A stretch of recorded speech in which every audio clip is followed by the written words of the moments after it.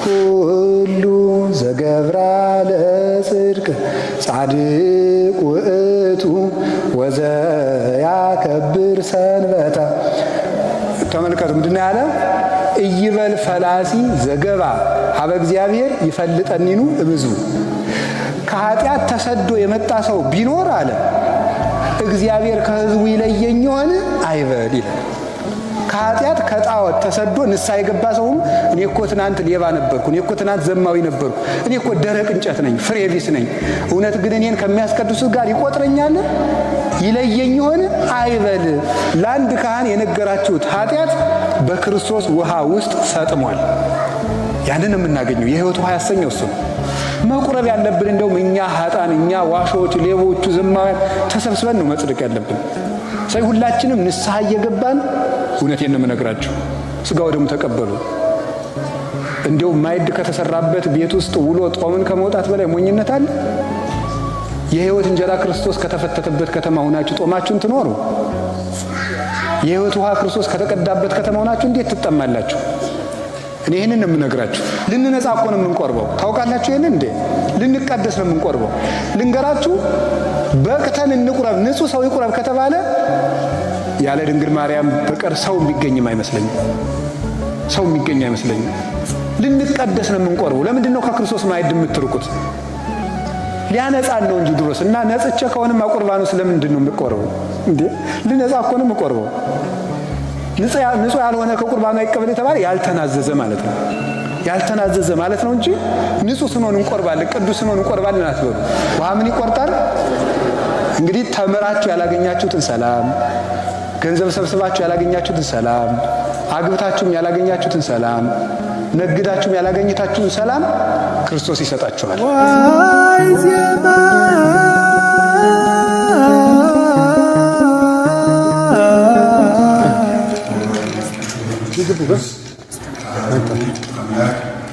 ብፁዕ አባታችን አቡነ ዕንባቆም በኢትዮጵያ ኦርቶዶክስ ተዋሕዶ ቤተክርስቲያን የቅድስት ሀገር ኢየሩሳሌም ሀገረ ስብከት ሊቀ ጳጳስ፣ የተከበራችሁ የገዳሙ አባቶች፣ አበው መነኮሳት፣ ቤተክርስቲያን ዲያቆናት፣ የጌታችን የመድኃኒታችን ኢየሱስ ክርስቶስ ክቡራን ቤተሰቦች የምትሆኑ ላይ በመካከላችን ተገኝቶ ሊያስተምረን ቅዱስ ፈቃዱ ይሁን። እንደ እግዚአብሔር ቅዱስ ፈቃድ የምንማማርበት የትምህርታችን ኃይለ ቃል የሕይወት ውሃ በሚደርስ የምንማማር ስለሁላችሁ ድገም ሶስተኛ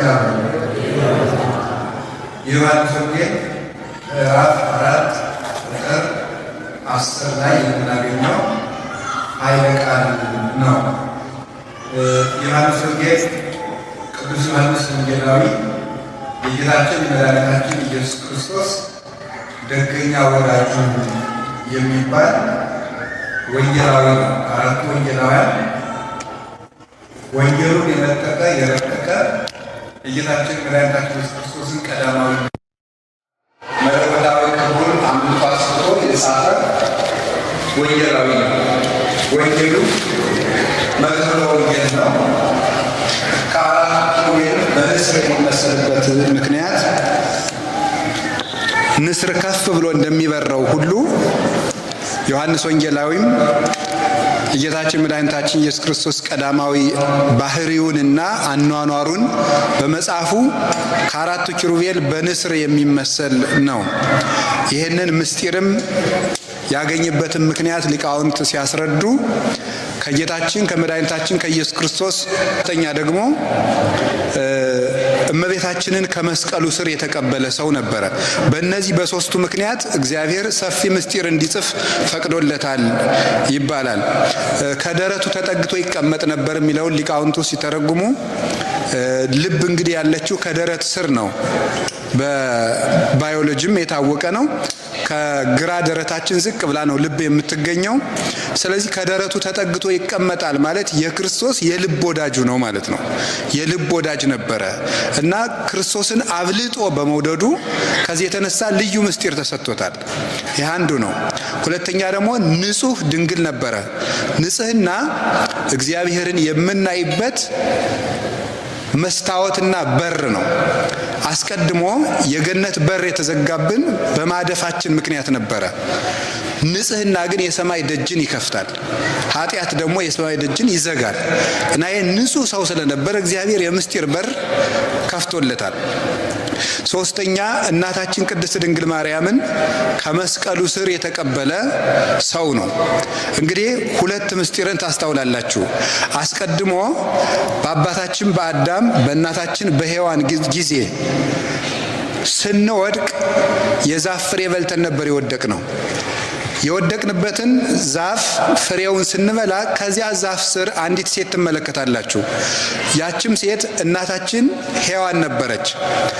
ከሞት ዛፍ ስር አንዲት ሴት ነበረች፣ እሷም ሔዋን ናት። አሁን ደግሞ የዳንበት አንድ ዛፍ ታያላችሁ፣ እሱም መስቀል ነው። ከዚህኛው ዛፍ ስር ደግሞ አንዲት ሴት ትታያለች። ይቺውም ማናት? ድንግል ማርያም ናት። የሞት እናት ሔዋን ነበረች፣ የሕይወት እናት ማርያም ናት። ስለዚህ ጌታችን ኢየሱስ ክርስቶስ እንደ ነጻነት ደብዳቤ አድርጎ ነው እመቤታችንን የሰጠን። የነጻነት ደብዳቤ ዕዳችን ሰርዞ በመስቀሉ ከደመደመ በኋላ ዕዳ ለመውጣታችን ዕዳችን እንደተሰረዘ ምስክር አድርገን የምናሳያት ምልክት የምትሆን ደግሞ ሰሌዳ መለኮት የምትባል እመቤታችንን ከመስቀሉ ስር ሰጠን። ኦ ሰሌዳ መለኮት እንተ ብኪ ተጽፈ ግዛነ ኩሉ ዓለም የሚላት ሊቁ ስለዚህ ነው። የዓለሙ ሁሉ ነጻነት የተቀረጸብሽ የመለኮት ሰሌዳ፣ የአካላዊ ቃል የተቀረጸብሽ እውነተኛይቱ ታቦት ብለን የምናመሰግናት ከዚህ የተነሳ ነው እና ብቻውን ልዩ ጸጋ የሰጠው ዮሐንስ ወንጌላዊ ነበረ። ሊቃውንቱ ደግሞ ምን ላይ ይናገራሉ? ጌታ ለጴጥሮስ የመንግስተ ሰማያት መክፈቻ ቁልፍ እሰጥሃለሁ ብሎት ነበረ። ያ የመንግስተ ሰማያት መክፈቻ ቁልፍ ክህነት ነው። እመቤታችንን ደግሞ ለዮሐንስ ሰጥቶታል። ይሄን ምን ብለው ይተረጉሙታል? ቤተ ክርስቲያንን ይላሉ። ቤተ ክርስቲያንን ዮሐንስ ወንጌላዊ በድንግል ማርያም በኩል ሲቀበላት፣ ጴጥሮስ ደግሞ በቁልፉ በኩል ድንግል ማርያምን ተቀብሏታል ይላሉ። ስለዚህ መራውቱ ለአቡነ ጴጥሮስ ትባላለች እመቤታችን። የቅዱስ ጴጥሮስ የመንግስተ ሰማያት መክፈቻ ቁልፉ ማርያም ናት። ስለዚህ ክህነትን በጴጥሮስ በኩል ሲሰጥ፣ ድንግል ማርያምን ደግሞ ለቤተ ክርስቲያን በዮሐንስ በኩል ሰጥቶናል እና እመቤታችን መንግስተ ሰማያት የሚከፈትባት ቁልፍ ምዕራገ ጸሎት ነበረች እና ዮሐንስ የእመቤታችን ፍቅር የጸናለት ስለነበረ ልዩ ምስጢር ተሰጥቶታል። የቅዱስ ዮሐንስ ወንጌላዊ ረድኤትና በረከቱ ከሁላችን ጋር ይሁን። ይህንን ወንጌል ጽፎልናል። ከዚህ ወንጌል ምዕራፍ 4 መጽሐፍ ቅዱስ ሁሉም ድንቅና የሚወደድ ነው። እኔ ሁልጊዜ ግን ነፍሴን የምትሳብባት ምዕራፍ ነው ምዕራፍ 4። ይህንን ምዕራፍ ኢየሩሳሌም ተገኝቼ በማስተማሬ ክርስቶስን አመሰግነዋለሁ። በጣም የምወደው ምዕራፍ ነው። ምዕራፍ 4 ዮሐንስ ወንጌል ምዕራፍ 4 ክርስቶስ ለቤተ ክርስቲያን ያለውን ፍቅር የገለጠበት ነው። ይሁዳ ወምዝ ሀደጋ ለምድረ ይሁዳ ወሐለፈንተ ሰማርያ ይላል። ከዚህ በኋላ ወፈቀደ ይሁር ገሊላ የይሁዳን ምድር ትቶ ወደ የት ሄደ? ወደ ገሊላ ተመለሰ ይላል። ቤተልሔምን ይዞ ይሄ የይሁዳ ምድር ነው የሚባለው። ከ12ቱ ነገደ እስራኤል ለይሁዳ የደረሰው ቤተልሔም ነበረ። ያኛው ወደ ገሊላ ሄደ፣ የሚሰማው ስላጣ ነው። ወደ ገሊላ ሲሄድ በየት በኩል ነው ሄደው? በሰማርያ ነው የሄደው። ሰማርያ ከኢየሩሳሌም 30 ማይል ያህል ትርቃለች። በጣም ሩቅ ነው። ሰሜን እስራኤል የምትገኘው 30 ማይል ሩቅ ነው በጣም። እሱን ለመሄድ የሚቀርበው በዚያ በኩል ቢሄድ አልነበረም። መንገድ ሰብሮ ነው ሄደው። ያ መንገድ በጣም አድካሚ ነው። ወይም ደግሞ ከዚህ ሴኬም ከምትባለው ያዕቆብ አባታችን ከልጆቹ ጋር ከነበረባት ከሴኬም ሰሜን ምዕራብ 9 ማይል ያህል የምትርቅ ቦታ ናት እቺ ሰማርያ የምትባለው። ሰማርያ የሚባለውም ትርጉሙ የሰዓት ማማ፣ የሰዓት ተራራ ማለት ነው ፍቹ ሲፈታ። እቺ ሰማርያ የምትባለው ከተማ በብሉይ ኪዳን ጊዜ ጌታችን ኢየሱስ ክርስቶስ ከመወለዱ አስቀድሞ ዘንበሪ የሚባለው የአይሁድ ንጉስ ወይም የእስራኤል ንጉስ፣ የሰሜን እስራኤል ንጉስ ማለት ማለት ነው። አንደኛ ነገሥት ምዕራፍ 16 ቁጥር 24 እንደምንመለከተው ሰምሪን ከሚባል ሰው በሁለት መክሊት የገዛት ከተማ ነበረች። በሱ ስም ሰማሪያ ተብላለች። በኋላ ስልምናሶር መጥቶ 10ሩን ነገደ እስራኤል፣ ይሄ ኢየሩሳሌም የሁለቱ ነገድ ርስት ነበረ፣ የነገደ ብንያምና የነገደ ይሁዳ ማለት ነው። 10ሩ ነገድ በኢዮርብዓም ዘመን ተከፍሎ ሰሜን እስራኤል ነው የሄደው። ከዚያ በኋላ ከሰሎሞን ልጅ ከሮብዓም ጊዜ በኋላ ምንድነው የሚሆነው? እስራኤል ብለን ስንጠራ እስከሚጠት ድረስ ከባቢሎን እስከተመለሱበት ጊዜ ድረስ እስራኤል ብለን የምንጠራው ሰሜን እስራኤልን ነው። ይሄኛው ምን እየተባለ ነው የሚጠራ? ይሁዳ እየተባለ ነበር የሚጠራ። ከተመለሱ በኋላ ደግሞ አንድ ላይ እስራኤል የሚል ስምን አግኝተዋል ማለት ነው። ታውቃላችሁ እስራኤል ማለት የእግዚአብሔር ሕዝብ ማለት ነውና ሲለያዩ እስራኤል የሚለውን ስም ያጡታል፣ አንድ ሲሆኑ ደግሞ ያገኙታል። የእግዚአብሔር ሕዝቦች ምልክታቸው አንድ መሆን ነው። መለያየት ሲኖር የእግዚአብሔር ሕዝብ መባልን እናጣዋለን። ስም ራሱ ነው የምናጣው። እንኳንስ ሽልማቱን እንኳን በረከቱን ስሙንም ይነጥቀናል እግዚአብሔር። ታዲያ በዚያ ይሄ ስልምናሶር ምን አደረገ? እስራኤል ሀገራቸው እንዳይናፍቃቸው ወደ ሀገራቸው የመመለስ ሐሳብ እንኳን እንዳይኖራቸው አምጥቶ የፋርስ ሰዎችን በሰማሪያ ያሰፈራቸው። በጣም ያስደንቃል። ሀገር ሲጠፋ እንዴት እንደሚጠፋ ላሳያችሁ። የማታውቁት ነው አይደል? ታውቁታላችሁ። ሀገር የሚጠፋው የሀገራችን የኢትዮጵያም ጥፋት በዚህ መልኩ ነው የሚጠፋው። የምታዩት ነው። እስራኤል ስትጠፋ ናቡከደነጾርና ስልምናሶር ያደረጉት 3 ነገር ነው። አንደኛ የእስራኤል ኃያላንንና አርበኞችን ማጥፋት፣ ሁለተኛ ምን ማድረግ ነው ደግሞ? ቤተ መቅደሱን ማፍረስ፣ ሶስተኛ ሕፃናትን ባቢሎን ወስዶ በስርዓተ ትምህርት መበከል። በእነዚህ በ3ቱ ሀገር ይጠፋል። ሕፃናት በተበላሸ ስርዓተ ትምህርት ሲበከሉ፣ ኃያላን ወይም ደግሞ ጎበዛዝቱ ወይም ጉልማሶች በጦርነት ሲያልቁ፣ ሶስተኛ ደግሞ የሚጸልዩ አረጋውያንና ካህናት ደግሞ ከቤተ መቅደስ ሲያልቁ ሀገር ይጠፋል። እንዲህ አድርጎ ሕዝብ ተስፋ እንዲቆርጥ ነው። ቆይ እግዚአብሔር ያወጣናል እንዳንል መቅደሱ ፈርሷል። ሕፃናት አድገው ያወጡናል እንዳንል አይምሯቸው ተበክሏል። ኃያላኑ ተዋግተው ያድኑናል እንዳንል ሙተው አልቀዋል። በምን እንወጣለን ብለው የመመለስ ሐሳብ እንዳይኖራቸው ደግሞ ጭራሽ ሀገራቸው እንደው መቼም ትዝ እንዳይላቸው እነሱን ወደ ባቢሎንና ወደ ፋርስ ከወሰዱ በኋላ ከፋርስ የመጡ ሰዎችን ሰማሪያ አሰፈሯቸው። እነዚያ የሰማሪያ ሰዎች እዚህ መጥተው ሲቀመጡ ሰማሪያ ተብለው ከተቀመጡ በኋላ የእስራኤልን አምላክ ማምለክ ትተው ጣዖት በማምለካቸው እግዚአብሔር ጅብና አንበሳ እያስነሳ ፈጃቸው። እና ምን ብለው ነው የላኩበት? የሀገሪቱን ልማድ አልለመዱምና አውሬ ፈጃቸው የሚል መልእክት የተጻፈላቸው። የሀገሪቱ ልማድ እግዚአብሔር ነው። ሀገር ያልለመደችውን አታኖረውም። ለጥቂት ቀን ሊኖር ይችላል እንጂ እግዚአብሔርን የለመደች አገር ውስጥ ክፋትን ይዞ የሚመጣ የተሾመ ሰው ሊኖር አይችልም። የጊዜ ጉዳይ ነው እንጂ ይጠፋል። የሀገሪቱ ልማድ አይደለም ብለው ጻፉለት። በሉ እንደ ሀገሪቱ ልማድ ኑሩ ሲላቸው በአብርሃም አምላክ፣ በይስሐቅ አምላክ፣ በያዕቆብ አምላክ እናመልካለን እያሉ በስም ወደ እግዚአብሔር ተመለሱ። ስርዓቱን ባያውቁትም ኦሪትን ባይጠብቁም ከሙሴ ሕግ ደግሞ 5ቱን ብቻ መርጠው ተቀበሉ። እነዚህ ናቸው ሳምራውያን፣ ሰማሪያውያን የሚባለው። እቺ ሳምራዊት ሴት የምትባለው ከነዚህ ወገን የተወለደች ናት።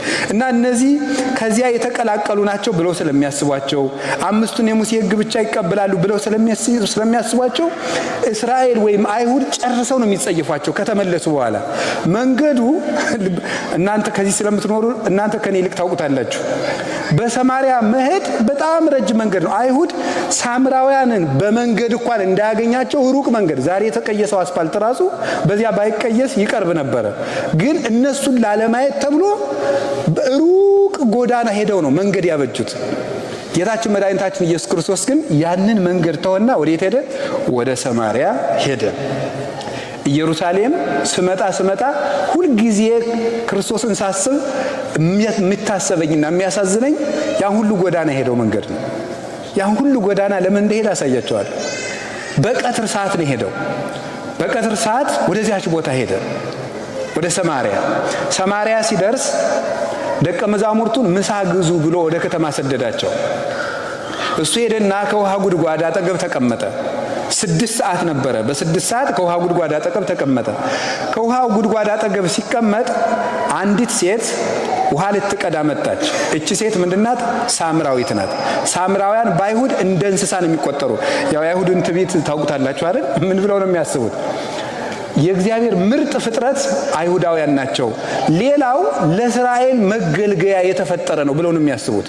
ከዚህ የበለጠ ትዕቢት የለም። ለእግዚአብሔር አገልጋይ እንደ ዕቃ፣ እንደ በሬ፣ እንደ ላም እንግዲህ እንስሳት ነው ለሰው የተፈጠሩት። ሌላው ለእኛ አገልጋይነት ነው የተፈጠረ። እግዚአብሔር መርጦ የፈጠረው ዘር የአብርሃም ዘር ነው ብለው ነው የሚያስቡት እና ሌላውን ይጸየፉታል። ቆሻሻን ከምንጸየፈው እጥፍ እስራኤል ሌላን ዘር ይጸየፋሉ፣ ይታወቃሉ። አሁን እኮ በክርስቲያኖች በፊት ምራቅ ይተፉ ነበር ይባላል። ምራቅ የሚተፉት አሁን ክርስቶስን በመጸየፍ ብቻ መሰላል ዘራችንን ጭምር ነው የሚጸየፉት። እግዚአብሔር ደግሞ ያንን ትዕቢታቸውን ለማስታገስ ነበር እነ ዳዊትን ከነ ኑሃሚን የልጅ ከሩት እያስወለደ ከአሕዛብ እያመጣ ከነ ረአብ ዘማ እያመጣ አባታቸው አብርሃምስ ቢሆን አሕዛብ አልነበረምን እያለ ሊዘልፋቸው ይህንን ያደርግባቸው ነበር እና ይሄን መንገድ ሰብሮ ሄደ ጌታ። እዚያ ሲሄድ 6 ሰዓት ላይ ያቺ ሴት ውሃ ልትቀዳ መጣች። እንዲህ አላት፣ እባክሽን ውሃ ስጭኝ አላት። ውሃ ስጭኝ ስትለው እንዴ እፎኑ እንዛ አይሁዳዊ አንተ እማቤት ስዕል ከመትስተይ ማየ፣ አንተ አይሁዳዊ ስትሆን እኔ ሳምራዊት ስትሆን እንዴት ከኔ ውሃ ትለምናለህ አለችው። ምክንያቱም ሳምራውያን አይሁዳውያን እንደሚጸየፋቸው ነው የሚያውቁ። እንኳንስ ውሃ ለመጠጣት የሳምራውያን ዕቃ ነው ከተባለ ራሱ ይሰብሩታል እንጂ አይጠቀሙበትም። በዚህ ያህል የምትጸየፉን ስትሆኑ እንዴት ከኔ ውሃ ትለምናለህ አለችው። ጌታ እንዲህ አላት፣ ሶበሰ ተአምሪ ጸጋሁ ለእግዚአብሔር ወመኑ ውእቱ ዘይስለኪ ማየ አንቲኒ እምሰአልኪዮ ወውቱኒ እምሃበኪ ማየ ሕይወት። የእግዚአብሔር ጸጋ ምን እንደሆነ ብታውቂ፣ ውሃ ጠጭኝ የሚልሽ ማን እንደሆነ ብታውቂ ኖሮ ይልቁንም አንቺ ተለምኝው ነበር፣ እሱም የሕይወት ውሃ ይሰጥሽ ነበር ይላል አላት። እሷ ደግሞ ምን አለችው? እግዚአብሔር እንዴት ያለች ብልህ ሴት እንደነበረች በእውነቱ። አነጋገር የምታውቅ ሰው ባነጋገሩ መንግስተ ሰማያትን እንደሚያጣት ታውቃላችሁ። እግዚአብሔር ጌታዬ አለችው። ማይኒ አልብከ ማየብኒ አልብከ፣ መቅጃ የለህም። ዋዘቅቱኒ እሙቅ ውእቱ፣ ጉድጓዱም ጥልቅ ነው። ማየቴ ለከ እንከ ማየ ሕይወት፣ የሕይወት ውሃ ታዲያ ወዴት አለ?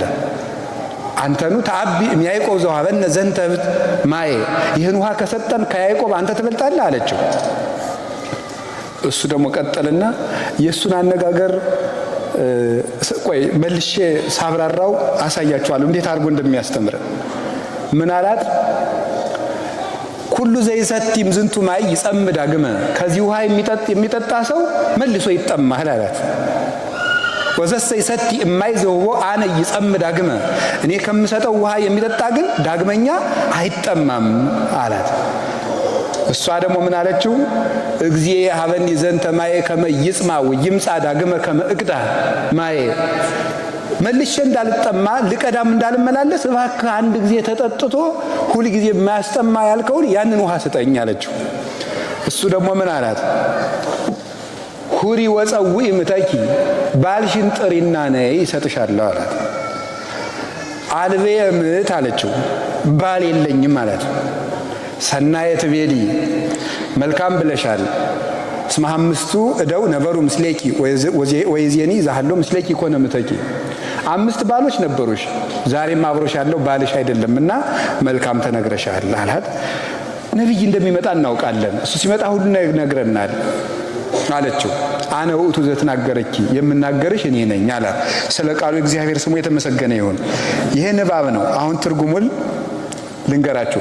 መጽሐፍ ቅዱስ ስታነቡ 3 ደረጃዎች አሉት አይደለም? 3ቱ ደረጃዎች ምንድናቸው? የታሪክ ክፍል ወይም አንዱ የታሪክ ክፍል ነው። ሁለተኛው ደረቅ ትርጉም የሚባል ነው። ሶስተኛው መንፈሳዊ ትርጉም ወይም ሂስቶሪካል ሌቭል፣ ሊትራል ሌቭል እና ስፒሪቹዋል ሌቭልስ ይባላሉ። እነዚህ 3ቱ ደረጃዎች አሉ።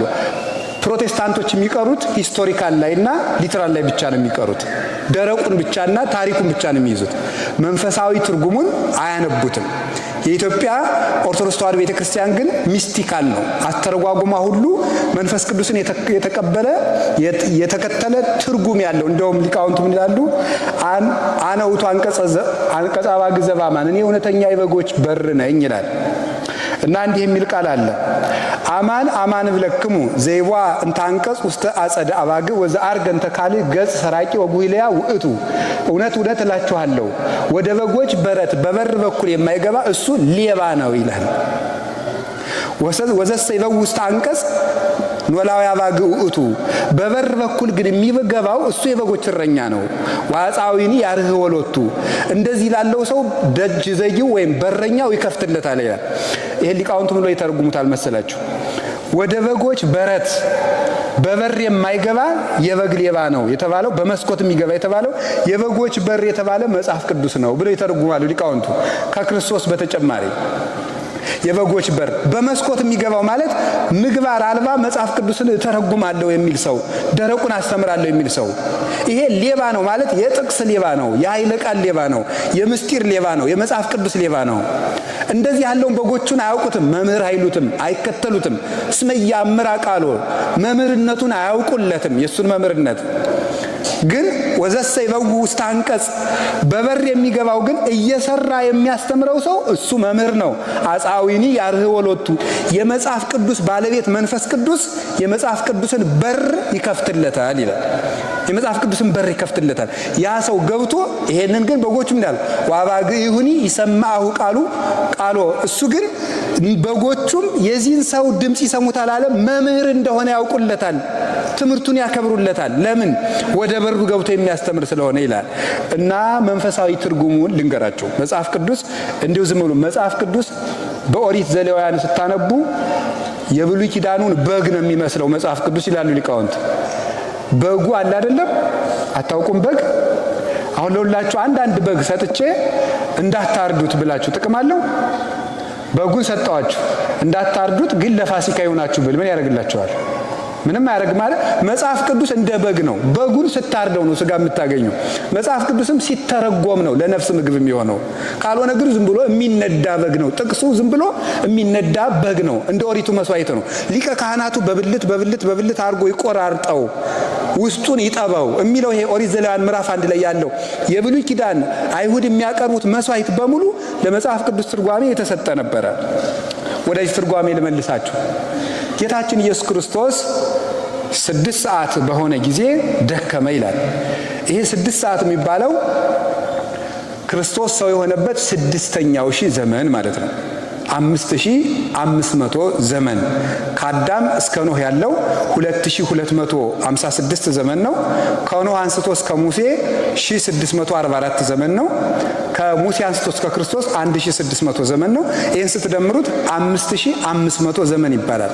ይሄ 6ኛው ሺህ ነው። ስለዚህ በ6 ሰዓት ክርስቶስ ደከመ የተባለው በ6ኛው ሺህ ጊዜ ክርስቶስ ሰውን ለማዳን የሚደክምበትን ስጋ ለብሶ መከራ ተቀበለ፣ ተመላለሰ ተብሎ ነው የሚተረጎሙ።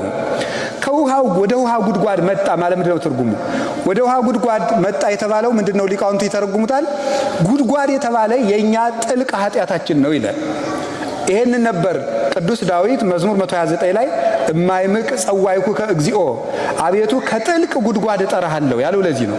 ከጥልቅ ጠራው ያለው ከኃጢአት ጉድጓድ ነው። ስለዚህ ክርስቶስ በ6 ሰዓት ደክሞ ወደ ጉድጓድ መጣ ማለት እኛን ከኃጢአት ጉድጓድ ለማውጣት መጣ ማለት ነው ብለው ይተረጉሙታል። ሁለተኛ ደግሞ በሰሙ ስንወስደው በታሪኩ ስንወስደው 6 ሰዓት መጣ። በእስራኤል ባህል ውሃ የሚቀዳ ማለዳ ነው። የዛሬውን አላውቅም። ዛሬማ ቤት ውስጥ ነው፣ ሌትም ቀንም መቅዳት ነው። ድሮ ግን የጉድጓድ ውሃ ምንጭ ቀዱ ሳለ እስራኤል ውሃ የሚቀዱት ጧት ቀደም ብለው ነው። በኢትዮጵያም በገጠር የሚቀዳው ጧት ነው። ስለዚህ ማለዳ ነው የሚቀዳው። ከ3 ሰዓት በኋላ ውሃ ይቀዳም ነበረ። አሁን እቺ ሴት ስታገባ አስማንዲዮስ የሚባል ጋኔን አለ። እሱ በመጽሐፈ ጦቢት ላይ እንደተቀመጠው ባል ስታገባ ከሷ ላይ ተቀምጦ ባሏን ይገልባታል። ስታገባ ይገልባታል። 5 ባሎች አገባች፣ ሞቱባት። በዚህ ምክንያት ውሃ ሲቀዱ ሴቶች ሁሉ ይች ነፍሰ በላ እያሉ ይቀጻጸቡባታል። ይሰድቧል። ስለዚህ ሰው በማይስቅባት ሰዓት 6 ሰዓት ውሃ ልትቀዳ ትመጣለች። የሚስቁባት ሰዎች በሌሉበት ሰዓት አፍራ ላለመሰደብ 6 ሰዓት ትመጣ ነበር።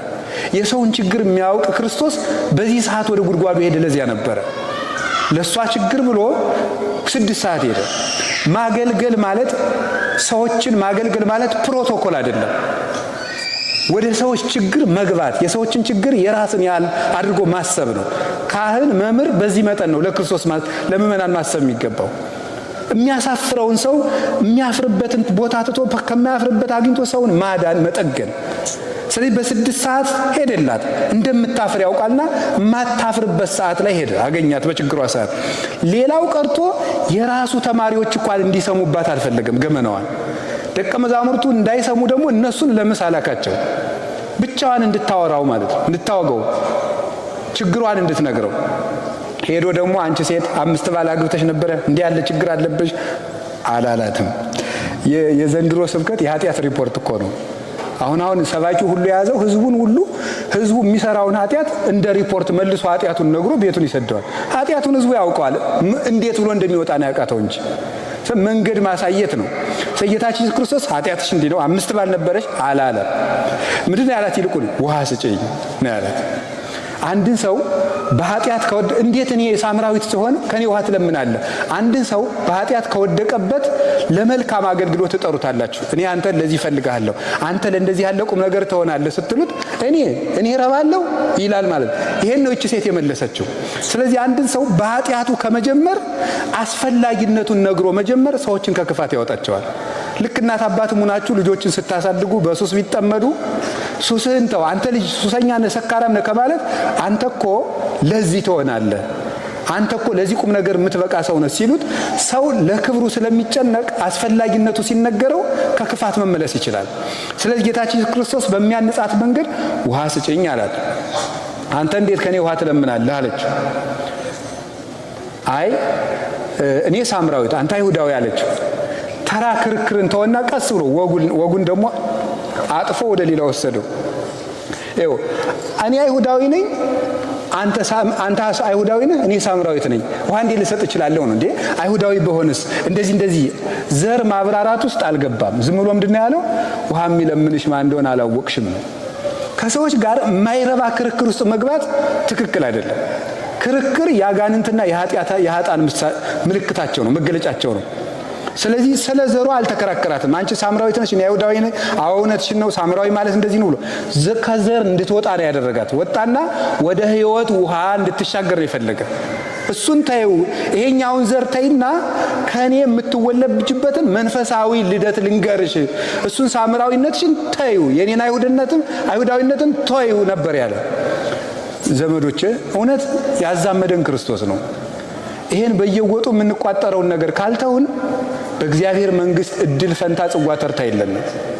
አሁን እኔ እንደዚህ ነኝ፣ የኛ ዘር እንደዚህ ነው፣ የኛ ዘር እንደዚህ ነው የሚል ሰው እውነቴን ነው የምነግራችሁ፣ እግዚአብሔርን የሰቀለ ሰው ማለት ይሄ ነው። እግዚአብሔርን የሚሰቅለው ሰው ዘረኛ ሰው ነው። ዘረኛ ሰው የክርስቶስ ባላንጋራው ነው። ክርስቶስ የቤተ ክርስቲያን ምንድን ነው? ራስ በሉ እስቲ ሲበሉ በሉ እንጂ ምን አላችሁኝ? አቤት ራስ ነው አይደል እንዴ? ራስ ምንድን ነው? ክርስቶስ ለራስ የሚለው ለምን ይመስላችኋል? ሰብሳቢ ማለት ምን ማለት ነው? ሰብሳቢ ነው። እጅን እግርን እንደዚህ ሁሉ ሰብስቦ የሚይዘው ማን ነው? አቤት ራስ ነው። ራስ ነው። ለምሳሌ እጅን እግርን ይሄን ሁሉ የሚያስተዳድረው ማን ነው? ኮማንድ ሴንተር የሚባለው ማን ነው? አይምሮ ነው አይደለም እንዴ? ለእጅ እዚህ ላይ ሜሴጅ ትራንስሚተር ሴልስ አሉ። እነዚህ ናቸው የሚያስተላልፉት። ዋናው ግን አይምሮ ነው። እዚህ ላይ አንዱ ሰው በመርፌ ብትወጉት እዚህ ላይ ያሉ ሴሎች ወደ አይምሮ ነው መልእክት የሚያስተላልፉ። ህመም የሚሰማን አይምሮ እዚህ ግዛቴ ላይ ችግር አለ ብሎ ሲያውቅ ነው። የዚያ ሪያክሽን ነው ህመም የሚባለው። ስለዚህ ሰው ምንድነው ከተባለ የሰው አስተዳዳሪው አይምሮው ነው። አይምሮ ነው፣ ራስ ነው። ክርስቶስ ራስ ነው ማለት ሰብሳቢያችን ነው። አንድ ሰው ዘረኛ ሲሆን ግን ከክርስቶስ ራስነት ነው የሚወጣው። ዘረኛ ሆነ ማለት ይህች ጣት ተቆርጣ ወደቀች ማለት፣ ከወደቀች በራስ መግቦት ይቀርባታል፣ የተጣራ ደም ይቀርባታል፣ የተጣራ ኦክሲጅን ይቀርባታል። ከዚያ በኋላ ትወድቃለች፣ ትበሰብሳለች። ንጹህ ልክ ቅዱስ አግናጢዮስ እንደሚናገረው ክርስቶስ ራስ ነው፣ ቤተክርስቲያን አካል ናት ይልና አካል ጤና እንዲኖር ኦክሲጅን እና ደም ያስፈልገዋል ይላል። ደም ቁርባን ነው፣ ኦክሲጅን ደግሞ ስርዓተ ቤተክርስቲያንና ጸሎት ነው ብሎ ይነገራል። አንድ አካል ግን ከዚህ ከተቆረጠ ደምና ኦክሲጅን አያገኝም። አንድ ሰው ከክርስቶስ አንድነት ከተለየ ቁርባንም ጸሎትም መግቦተ መንፈስ ቅዱስንም አያገኝም። ተቆርጦ የተጣለ ምንድነው? ዛፍ ነው። ንበሩ በ ወአነ ብክሙ፣ እናንተ በእኔ ኑሩ እኔም በእናንተ። ዮሐንስ ወንጌል ምዕራፍ 15 ላይ ሲናገር እኔ የወይን ግንድ ነኝ እናንተ ቅርንጫፍ ናችሁ፣ እንዲሁ ቅርንጫፍ በግንዱ እንዲኖር እናንተ በግንዱ ኑሩ። ስለዚህ እችን ሴት ያወጣት ከምን እንደሆነ ታውቃላችሁ? ከዚህ ዘሯ አወጣት። እኛንም ያወጣል። እዚህም ሁናችሁ እኔ ጎንደሬ፣ እኔ ጎጃም፣ እኔ ትግሬ፣ እኔ ኦሮሞ የምትብያላችሁ የምትቆጥሩት ነገር ካለ ስለ ሕያው እግዚአብሔር ተው። እውነቴን ነው የምነግራችሁ፣ ስለ ሕያው እግዚአብሔር ካልሆነ በክርስቲያንነታችሁ ማፈር አለባችሁ። ማፈር ነው የሚገባችሁ። እናንተ በክርስቶስ ስም የምትቀልዱ ነጋዴዎች ናችሁ ማለት ነው። ክርስትና ማለት ምን ማለት ነው? የክርስቶስ ገንዘብ ማለት ነው። የክርስቶስ ገንዘብ የክርስቶስ እናንተ የክርስቶስ ናችሁ። አሁይነን አስተበቋክሙ በሳይሉ ለእግዚአብሔር ከመትበሉ ኩልክሙ ሀደ ቃለ ዘውቱ አነ ዘክርስቶስ። አንደኛ ቆሮንቶስ ምዕራፍ 1 ላይ ወንድሞቻችን ሁላችሁም አንድ ቃል ትናገሩ ዘንድ በእግዚአብሔር ቸርነት እንለምናችኋለን ይላል ቅዱስ ጳውሎስ። ይኸው አነ ዘክርስቶስ ነው ይላል። በሉ ሁላችሁ አፍ ያላችሁ ልበሉ እንደዚህ አነ ዘክርስቶስ በሉ። ድገሙ። ስለዚህ ትናንትና እዚህ ከቦታ ቦታ የሚያንቀሳቅሰን ሾፌር አለ እና የአረብ ክርስቲያን ነው፣ ካቶሊክ ይመስለኛል ስገምት። እና ስምህ ማን ነው አልኩት። ስምህ ማን ነው ብዬ ስጠይቀው ባሱ ላይ መስቀል አድርጓል። this is my name አለ። የኔ ስም የትኛው ነው አለ? ይሄ መስቀል ክርስቲያን ነው ማለት ነው። ስምህ ማን ነው ስለው ይሄ ነው የኔ ስም አለ። በጣም ነው የገረመኝ። ትምህርት ከማን እንደሚገኝ አታውቁም በእውነቱ ማለት ነው። ከሰዓት ይሄን ነበር በህሊና ያሳወጣ ሳወርድ ነበር። እኛ መቼ ነው ይሄን የምንመልሰው ነው? መቼ ነው ይሄንን የምንመልሰው? ልክ በ2010 አንድ ቀን እንደዚህ እንደ ጥንቸል ብቅ ብዬ ነበር። አንድ ጊዜ እዚች ብቅ ብዬ ሳለ ጎልጎታ ላይ አንድ የኢስተርን ኦርቶዶክስ ባይታው የሚመስል በእግሩ የሚሄድ አገኘ እና ከየት ቤተክርስቲያን ነው የመጣህ አልኩት። from one church ነው ያለኝ። ምን ማለት ነው? ከአንዲት ቤተክርስቲያን። የዚህ የገሌ ሳይል ከአንዲት ቤተክርስቲያን ነው የመጣው አለኝ። እሱን ማስታወሻ ላይ ማታ ጽፌው ነበረ። እና ሁልጊዜ እግዚአብሔር በማን እንደሚዘልፈን አታውቁ። አሁን እኛ አንድ ቤተክርስቲያን ማለት እንችላለን። አሁን እኛ ከአማራ የተሾመ አባ ሲታይ የኛ አባት፣ ከትግራይ የተሾመ አባ ሲታይ የኛ አባት። እንዲሁ እንደዚህ ያለ ጅልነት ነው ክርስትና ሊባል የሚችለው። እንደዚህ ያለ ጅልነት እግዚአብሔር ይሄን ነገር ያስለቅቅልን። እውነት ልንገራችሁ ቀንደኛ የክርስቶስ ጠላት ማለት ይሄ ሰው ነው። በልቡ ዘር የሚያስብ ሌላው እንዲጠፋ የሚፈልግ ስለራሱ ክብር የሚሰማው የአይሁድ ትምክት ያለው እንዲህ ያለ ሰው ነበረ። የሰቀሉትም እኮ እንደዚህ ነው። ለምንድነው ቀራጮች ጋር የሚበላ አሕዛብ እንዲህ ወይ መጽኡ ሰባሮን ሮሜ ወይ ነሱና ሀገረነ፣ እንደዚህማ ከሆነ የሮም ሰዎች ይመጣሉ ሀገራችን ያበላሹብናል ብለው እኮ ነው የሰቀሉት። እነሱ እስከዚህ በላይ ምን አድርገውታል? እኛ ክርስቲያኑን እናድርገው እንደሄንን። ይሄ ከዘር አወጣት። ኢትዮጵያንም ከዘር ከመበላላት ያወጣልን። ከዚያ ከወጣ ምን አላት ደግሞ የእግዚአብሔር ጸጋ ምን እንደሆነ ብታዩ። የእግዚአብሔር ጸጋ ማለት ማን ይመስላችኋል? የእግዚአብሔር ጸጋ ማለት ክርስቶስ ራሱ ነው። ጸጋ ዘአሕዛብ ይባላል። አሁን እዚህ ሊጦን ላይ የቀዳሜ ሊጦን ላይ ቀዳሜ ጸጋ ኢየሱስ ክርስቶስ ኃይሉ ወጥበቡ ላሁ ይላል። ቀዳሜ ጸጋ ማለት ቀዳማዊ ራሱን ጸጋ አድርጎ የሰጠ ብለው ይተረጉሙታል አበው። ቀዳማዊ አካሉን ወልድ ሕፃን ተወልደ ለነ ወልድ ተውህበ ለነ ይላል። ሕፃን ተወለደልን ወንድ ልጅም ተሰጠን ይላል። ክርስቶስ ራሱ ስጦታ ነው። ራሱ ትልቅ ዕድል ነው የእግዚአብሔር ቤተሰቦች። ሰውን ቢወደው ወይ ቀዶ ያለብሰዋል ወይ ቆርሶ ያጎርሰዋል። ክርስቶስ ግን ራሱን ነው የሰጠን። ለዚህ እኮ ነው ስናስቀድስ መኑ ይመስለከ ምና አማልክት እግዚኦ፣ አማልክት ዘበጸጋ ከሚባሉ ከነቢያት ከሐዋርያት እንዳንተ ያለ ማን ነው? መልአክም የተሰጠውን ጸጋ ነው የሚሰጥ፣ ነቢይም የተሰጠውን ጸጋ ነው የሚሰጥ። ክርስቶስ ግን ራሱን ነው የሚሰጥ። ስጋውን ነው የሰጠ፣ ደሙን ነው የሰጠ። እንደሱ ያለ ከቶ አይገኝም። ለሱስ ምን እንመልስለታለን? እና ይሄን ሰው ማን እንደሆነ ብታውቂ ኑሮ አንቺ ትለምኚው ነበር አላት። ጌታዬ መቅጃ የለህም፣ ጉድጓዱም ጥልቅ ነው፣ አንተ ከያዕቆብ ትበልጣለህ አለችው። ደግሞ ተመልከቱ እንዴት እያደረገ እንደሚያሸጋግራት። አሁን ሰው ሲያወጋ ወጉን አትከራከሩ፣ ወጉን መለወጥ ነው። ያረባ ወግ ሲያወጋ ሰው በወጉ ከመከራከርና ከመዳረቅ ጨዋታውን ለወጥ አድርጎ ወደሚጠቅም ነገር መውሰድ። የኑሮ ብልሃትም እንማር በዚያው። አንተ ከያዕቆብ ትበልጣለህ ብላ በክብሩ መጣችበት። እሱ ግን ምንድን ነው ያላት? እንዴ ኧረ እኔ ያዕቆብ ፈጣሪ ነኝ አርፈሽ ተቀመጭ አላለም። ምንድን ነው ያላት መሰላችሁ? ከዚህ ውሃ የሚጠጣ ምን ይላል ነው ያለ። አያችሁ ወጉን እንዴት እንደሚለውጠው። ከዚህ ውሃ የሚጠጣ ይጠማል ነው ያላት እንጂ እንዴ እኔ ከያዕቆብ እበልጣለሁ ብሎ ስለ ራሱ ክብር መከላከያ አላቀረበም። የራሱን ተወና እሷን ነው ታዩ። እሱን አሁን የኔን ክብር ታዩ፣ ውሃ ላይ ይገባሻል፣ ቁም ነገሩ ያንቺ የማያስጠማውን ውሃ ማግኘት ነው እያላት ነበረ። እሱን እንግዲያስ ያን ውሃ ስጠኝ አለችው። ባልሽን ጥሪና ልስጥሽ አላት። አሁን ንስሐ እንድትገባ ጋበዛት ማለት ነው። 5 ባል የነበረች እነዚያን ይዘሻቸው የኖሮችሽን ኃጢአቶችሽን ንገሪኝ ማለቱ ነበር። የለኝም አለች። የለኝም አለችው። ዋሽታለች አልዋሸችም? 5 ባል ነበረ ሙተዋል አይደል? ግን አንዱን ባል ምን ብለዋለች? ሴቶቹ ባል የሌላት እያሉ ከሚሰድቡኝ ቀለብ እየሰፈርኩልህ እንደው ባሏ ተብለ ተቀመጥ ብላ የሆነ ቦታ አስቀምጣ ነበር። ያን አስቀምጣለች። ለዚህ ነው አብሮሽ ይሄ አሁን ያለው ባልሽም ባል አይደለም ያላት። አሁን ዋሽታለች አልዋሸችም? አቤት ዋሽታለች። አላታ ባል አስቀምጣለች ባል እኮ። ስለዚህ 5 ባል ነበረኝ ነው ማለት የነበረባት። ዛሬም ደግሞ አንድ የስም ባል አለኝ። ወንዶች ዛሬም የስም ባል እንዳትሆኑ እሺ። የስም ዝም ብሎ ባል ብቻ ማለት ነው። ባል ብቻ መሆን አይገባም። ባል ክርስቶስን የሚወክል ነው፣ ራስ ነው ለቤቱ ማለት ነው። እና መናገር ሲገባት ዋሸች። አሁን የጌታ ንግግር ተመልከቱ ምን እንዳላት። አንቺ 5 ባል ነበረሽ አይደል እንዴ? አሁንስ አንድ አስቀምጠሽለ እንዴ? የማይሞትብሽ ቢሆን እኮ ልታገቢው ነው። እስኪ ቆይ ጤንነቴን አይቼ ብለሽ ነው። እንዴት ተዋሻለሽ አላለም። ምንድን ያላት? መልካም ብለሻል። ይውላችሁ መልካም ብላለች እንዴ? አላለችም እኮ። ግን ሰውን ሲያደንቁት ነው ልቡ የሚመለስ። ሰው በአንደኛ ደረጃ የሚያከብረው ማንን ነው ካላችሁኝ? ራሱን ነው። ራሱን ሰው በዚህ በሀገራችን እኔ እዚህ ኢትዮጵያ ውስጥ ሳይ ገጠር ስላደኩ ጭቃ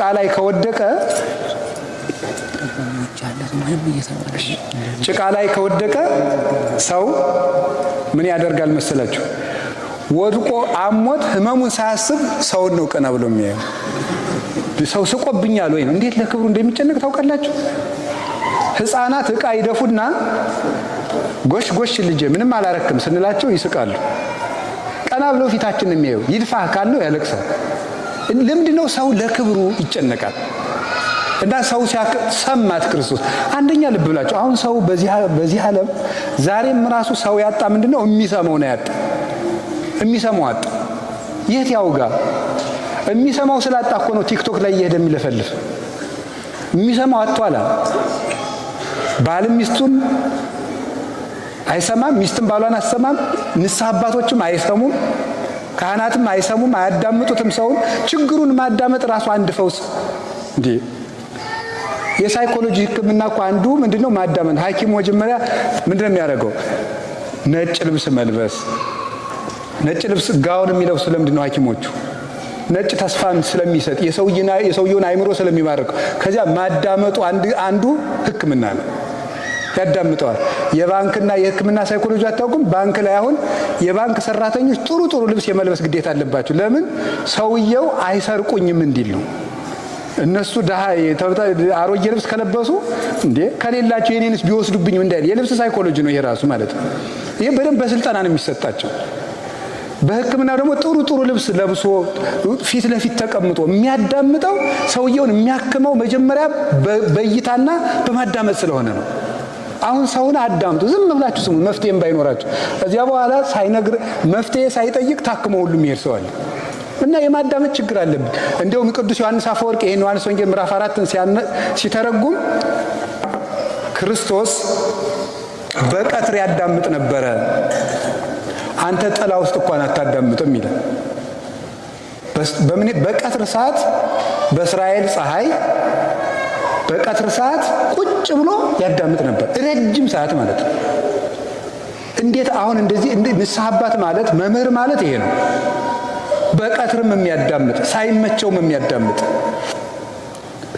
እናንተም እንደዚሁ ወዳጆቻችሁን አዳምጡ፣ ማዳመጥ ልመዱ። ስንት ጆሮ አለን ዘመዶች? ስንት ጆሮ ነው ያለን? ስንት አፍ ነው ያለን? ምን ማለት ነው? ብዙ አዳምጡ፣ ጥቂት ምን በሉ ነው? ተናገሩ። ለጆሮ እዚህ ላይ አጥር አለው የለውም? የለውም።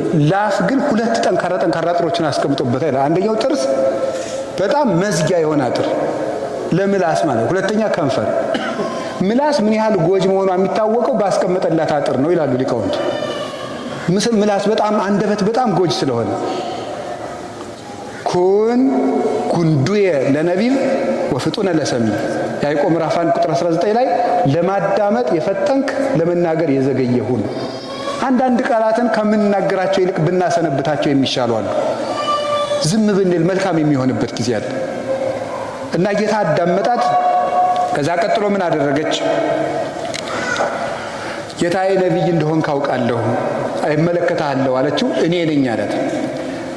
ሲገባት ማሰሮዋን ጥላ ሕይወቴን የነገረኝን ሰው ኑ ላሳያችሁ እያለች ወደ ከተማው ሄደች። ማሰሮዋን ጥላ ወደ ከተማ ሄደች። ኑ ሕይወቴን የነገረኝን ሰው ላሳያችሁ እያለች ሰብስባ ይዛ መጣች። ፈሪሳውያንን ለመዝለፍ ነው በአንድ በኩል። እኛ መምህራኑ ተቀምጠን እንዴት ማንን ነው እስቲ እናያለን ማንን እንደሚመርጥ ሲሉ፣ እንደገና ደግሞ አገልጋዮችንም ለመዝለፍ። ክርስቶስ የሰው ችግር የለበትም። አንዲቱ ሴት መላውን ሳምራውያን ሰብስባ ይዛለት መጣች። የመምህር ችግር የለበትም እሱ። ከፈለገ አንዲቱን ውሃ ቀጅ ወስዶ አገሩን ሰብካ እንድታመጣው ያደርጋል። እሱ ቸግሮት አያውቅ። የእኛንም መመጻደቅ ለማጥፋት ነው። ካህናቱንም እስቲ በሉ በቃ ይችን ካላደረጋችሁ ማን እንደሚቀድስ እናያለን የሚለውን ሁሉ ነው። ውሃ ቀጁን ሁሉ ይሰበስበዋል። ክርስቶስ ምን ቸገረ? ሚካኤልን መጥቶ አቁረብ ይለዋል። እሱ ምን ቸግረዋል? ሁሉ ኮኑ አዚ ዓለም በራሁ ሁሉ ዙስታዲ ሆኔ መስተብቁ የሚባል ጸሎት አለና ካህናት ሲጸልዩት ለካህናት ነግራቸዋል። ዘይዝ ኩሎ የሚለው በጣም ነው እኔ ደስ የሚለኝ። ሁሉን የሚይዝ ዘይዝ ኩሎ እግዚአብሔር አምላክ ነው መጨረሻው ነውና ለካህናት እናገራለሁ። ከቃሉ ጋር ናችሁ? እግዚአብሔር ከሁላችን ጋር ይሁን። ውሃ ከዚህ በኋላ ይቺ ሴት ውሃ እንስራዋን ያዘችና ተተወችውና ወደ ከተማው ሄደች። ደቀ መዛሙርቱ መጡና እንጀራ ብላ አሉት። አልበላም አላቸው። በየመብል ዘይተአምር ዋንቱም እናንተ የማታውቁት ምግብ አለኝ አላቸው። ቦኑ ዛምጻሎቱ ሰው ሌላ ሰው አምጥቶለት ነው ወይም መዛት ቢሲት ወይም ያቺ ሴት አምጥታለ መሆን አለበት አሉ ሐዋርያት። አይ መብል የሰገቢረ ፈቃዱ ላዌ የኔ መብል የአባቴን ፈቃድ መፈጸም ነው። አንድ ታሪክ ላስታውሳችሁና ትምህርቴን እየጨረስኩ ነው። ጌታ ከዚህች ሴት ውሃ ጠጥቷል አልጠጣም? አልሰማችሁም እንዴ? ጠጥቷል አልጠጣም? ስጭኝ አለ። ጠጥቷል። ግን በኋላ ለምን አልጠጣም ይመስላችኋል? አልጠጣም። ልነግራችሁ የፈለግኩት ዛሬ እሱን ነበር። አልጠጣም። ምክንያቱም የጠማው ውሃ አልነበረም፣ የእሷ መዳን ነበር የጠማው። ሳይጠጣ የቀረ ለዚህ ነው። እና ለዚህ ነው ቅዱስ ዮሐንስ አፈወርቅ ምግብም አልበላም ረሃቡ የሰው መዳን ነውና ይላል። ውሃም አልጠጣም የተጠማው ሰውን ነውና ይላል። እሷ ስትድንለት ውሃ መለመኑን ተወው ማለት ነው። እሷ ስትድን በቃው። ልብ በሉ። ለክርስቶስ በዓለም ላይ ያለውን ወርቅና ዕንቁ አምጥታችሁ ከምሩለት፣ ምንም አያስደስተው። አንድ ኃጢአተኛን ሰው ግን መልሳችሁ አምጡለት፣ እንደበላ እንደጠጣ ሁሉ ደስ ይለዋል። በከመ ይጎጉ ጽሙ ለሰትየ ማይ ከማዊ ይጎጉ ክርስቶስ ለምሕረቱ ለሳይል። የተጠማ ሰው ውሃውን ሊጠጣ እንደሚቸኩል ክርስቶስ ምሕረትን ለማድረግ እንደዚህ ይቸኩላል ይላል። ምሕረትን ለማድረግ እንዲቸኩላል እና የዚህን ያህል እንደሚፈልጋችሁ ግን ታውቃላችሁ። ቆይ አንድ ቀን በደንብ ውሃ እንዲጠማችሁ አድርጉ። የቤት ስራ ልስጣችሁ። እየጠማችሁ ተውትና እስኪ ዋሉ። አንድ ቀን በደንብ አድርጋችሁ ውሃ ይጥማችሁና በዚህ መጠን ክርስቶስ እኔን ይፈልገኛል ብላችሁ አስቡ። ውሃ ተጠሙና ውሃውን ቀርታችሁ ፊት ለፊት አስቀምጡት። ምን ያህል እንደሚያስቸኩለን። በዚህ መጠን ክርስቶስ ሰውን ለማዳን የሚቸኩለው። የተሰቀለ ጊዜ በጲላጦስ አደባባይ ተከሶ ሲቆም ጲላጦስን አይሁድን ቢከራከራቸው በጲላጦስ ፊት መርታት ይችላል አይችልም? ከዚያ በፊት አልረታቸውም እንዴ? በመባይቱ መኑ ትገብር ዘንድ አሉት። በምን ስልጣን ነው እንደዚህ የምታደርገው? ግን አንተ ገበያ የምትፈታ ከመቅደስ ያለውን የምታወጣ በምንድን ነው አሉት። ጥምቀቱ ለዮሐንስ ማይቴቲ፣ የዮሐንስ ጥምቀት ከሰማይ ነው ከምድር ነው አላቸው። ከምድር ብንለውሳ ህዝቡ ይወግረናል፣ ከሰማይ ቢሆንሳ ለምን አላመናችሁበት? አናውቅ አሉት። ረታቸው ማለት ነው።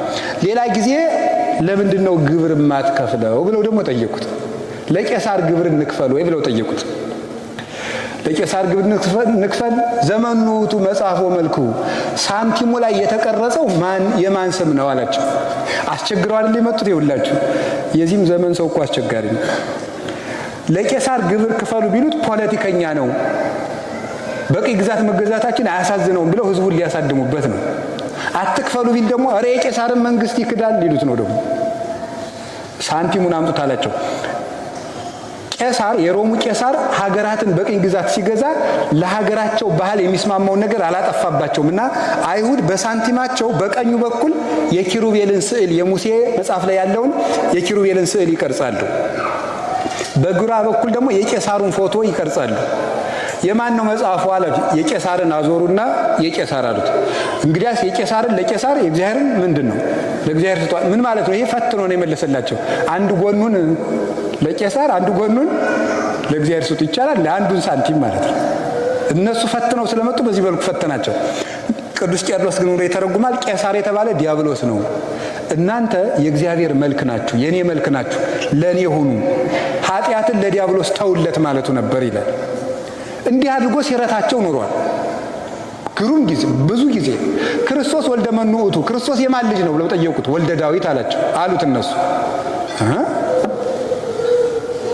ዳዊት ክርስቶስ የዳዊት ልጅ ከሆነ እንዴት ጌታዬ ብሎ ጠራው አላቸው። ዝም ረታቸው። ሌላ ጊዜ አንተ ራስህ ለምንድን ነው ግብር የምትከፍል ብለው ጠየቁት። የነገስታት ልጆች ግብር ይከፍላሉ እንዴ አላቸው። መልስ ነው ይሄ ታውቃላችሁ። ግን የነገስታት እንግዲያማ እኔም የንጉሠ ነገሥት የአብ ልጅ ስለሆንኩ ግብር አልከፍልም እያላቸው ነበር። ከዚያ በኋላ ክፈል አሉት።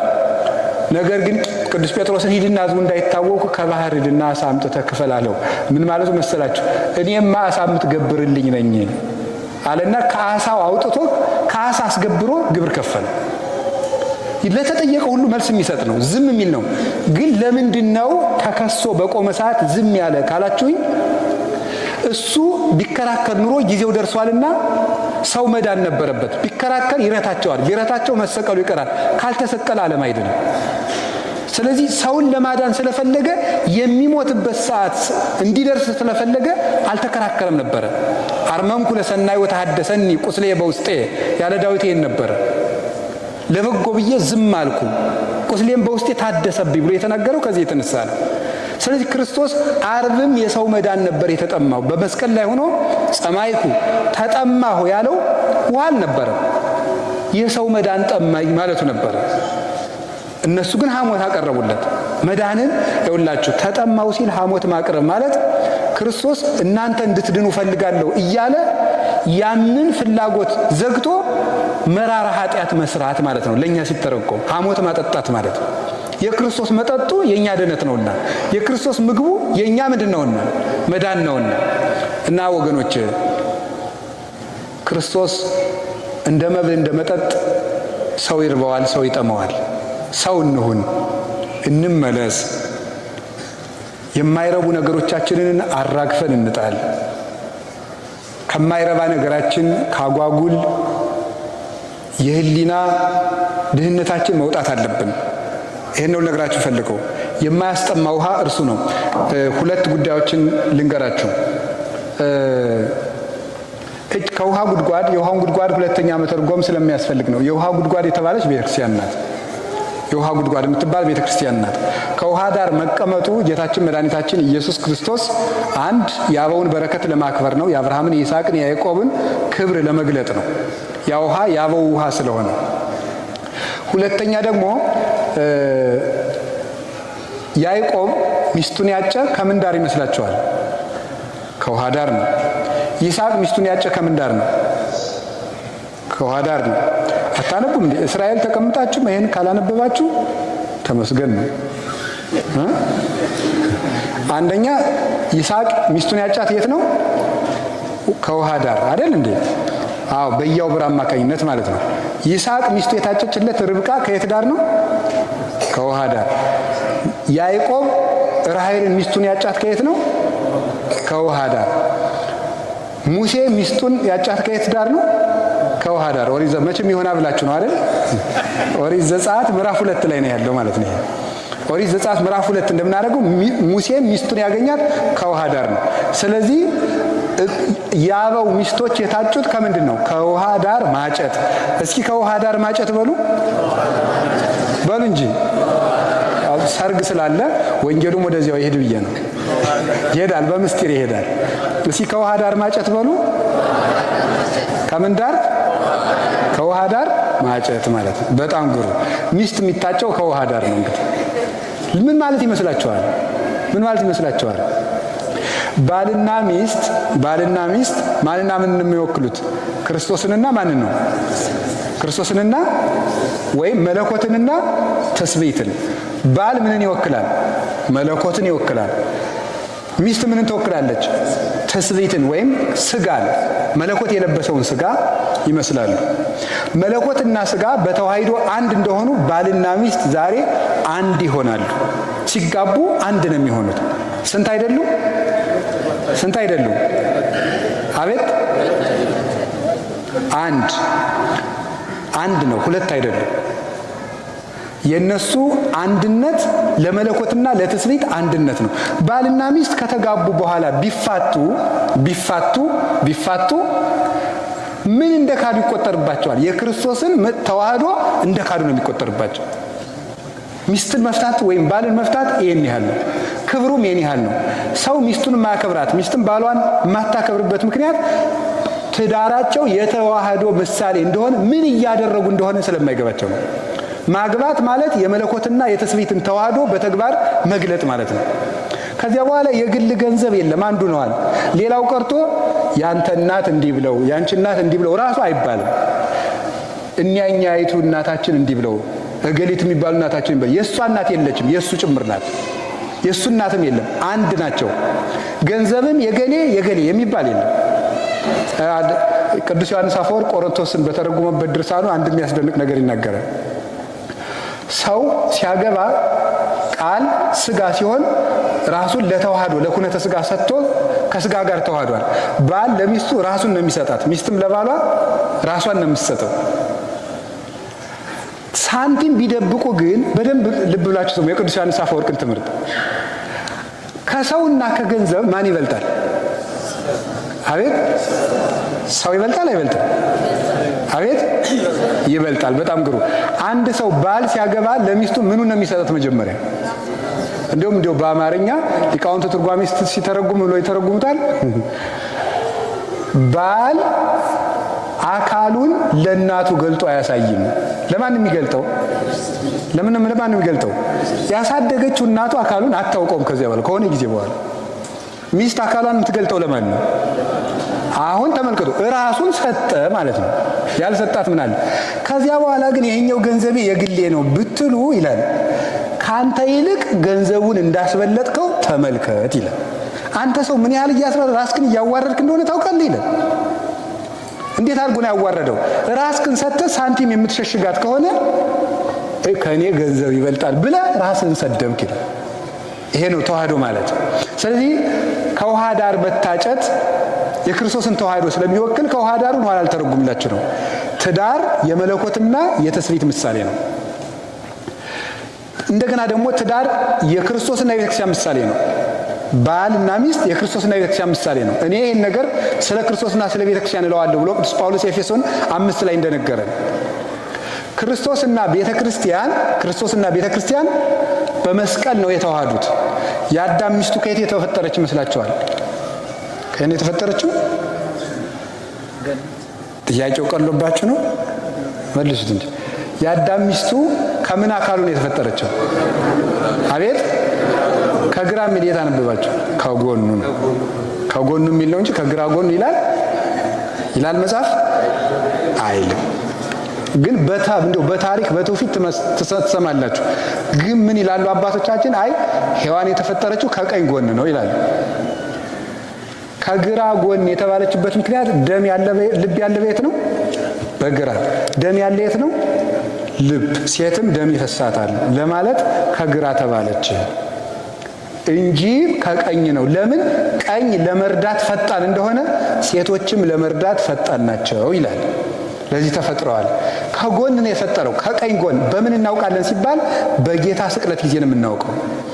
አዳም ሚስቱን ሔዋንን ከቀኝ ጎኑ እንደተፈጠረችለት ክርስቶስ ሙሽራው ቤተክርስቲያንን ከቀኙ በፈሰሰ ደም መሰረታት ነው። ስለዚህ ሚስት የቤተክርስቲያን ምሳሌ ነው። በክርስቶስ ደም ነው የተመሰረተችው። የያዕቆብ ሚስት ራሔል ትባላለች። ልያ ደግሞ ሌላይቱ ሚስቱ ናት፣ እህቷ።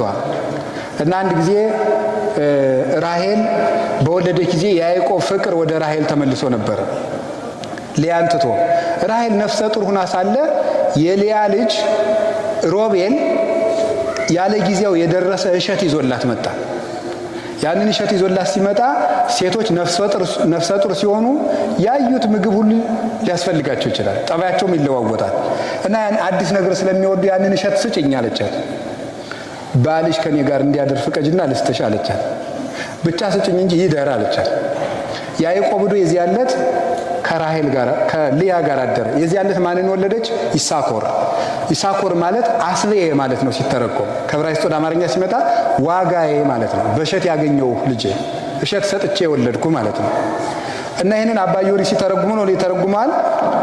ወበከመ እጸኮል ዘአይተዋ ሮቤል ለልያ እሙ ወተጸንሰ ይሳኮር ወስመ ይሳኮር አስቤ ብሂል ከማው ተጸንሱ መሃይምናን እምቤተ ክርስቲያን ቅድስት ዘተመርአዋ ወልድኪ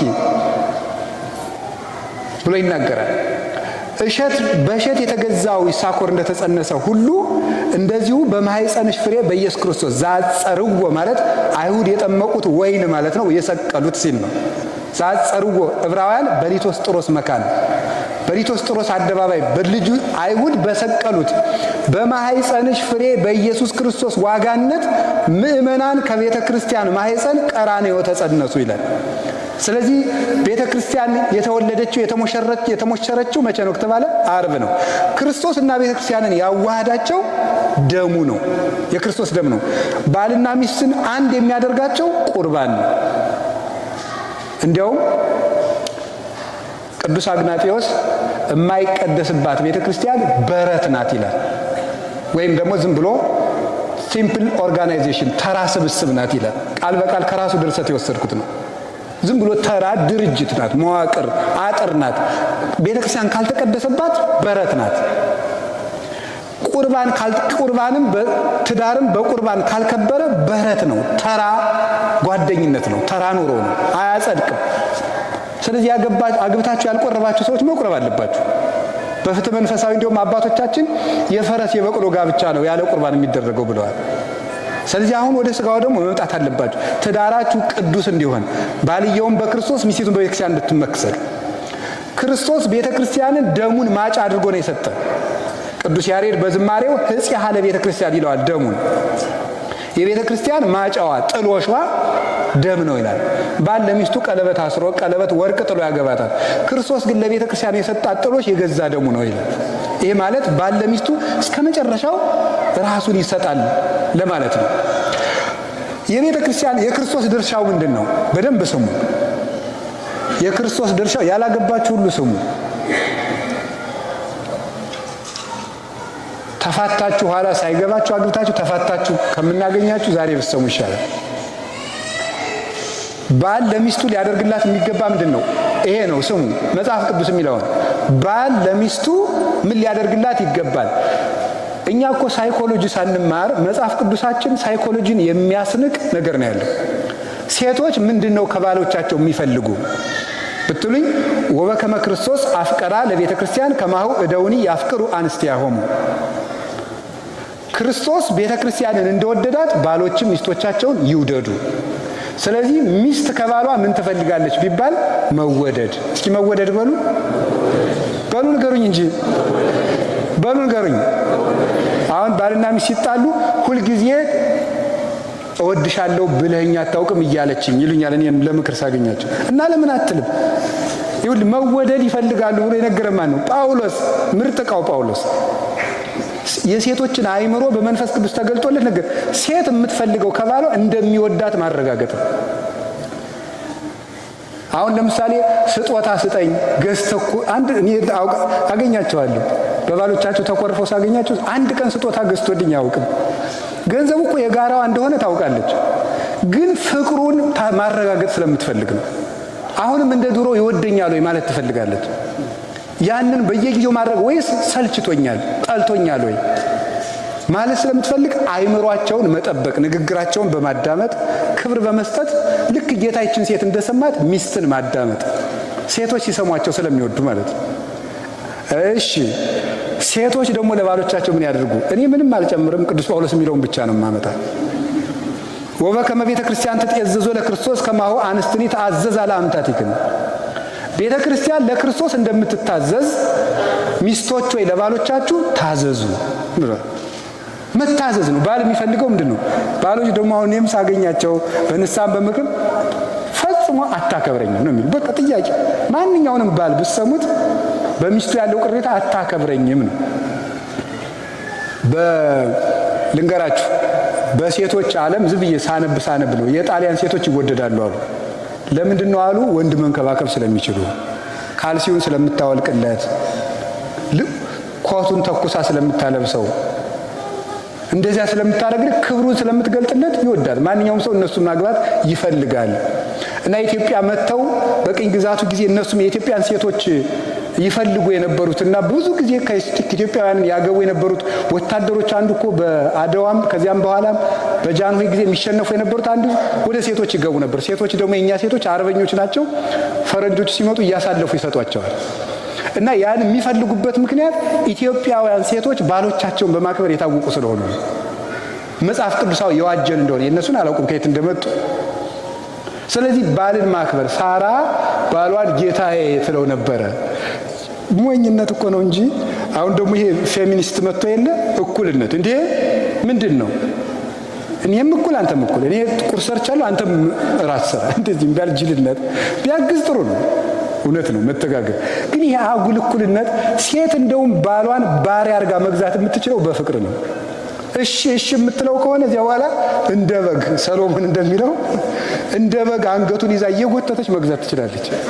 ከታዘዘችው እሺ የምትለው ከሆነ ውሳኔውን ካከበረችለት ሴት ባሏን መግዛት ቀላል ነው የሚሆንላት።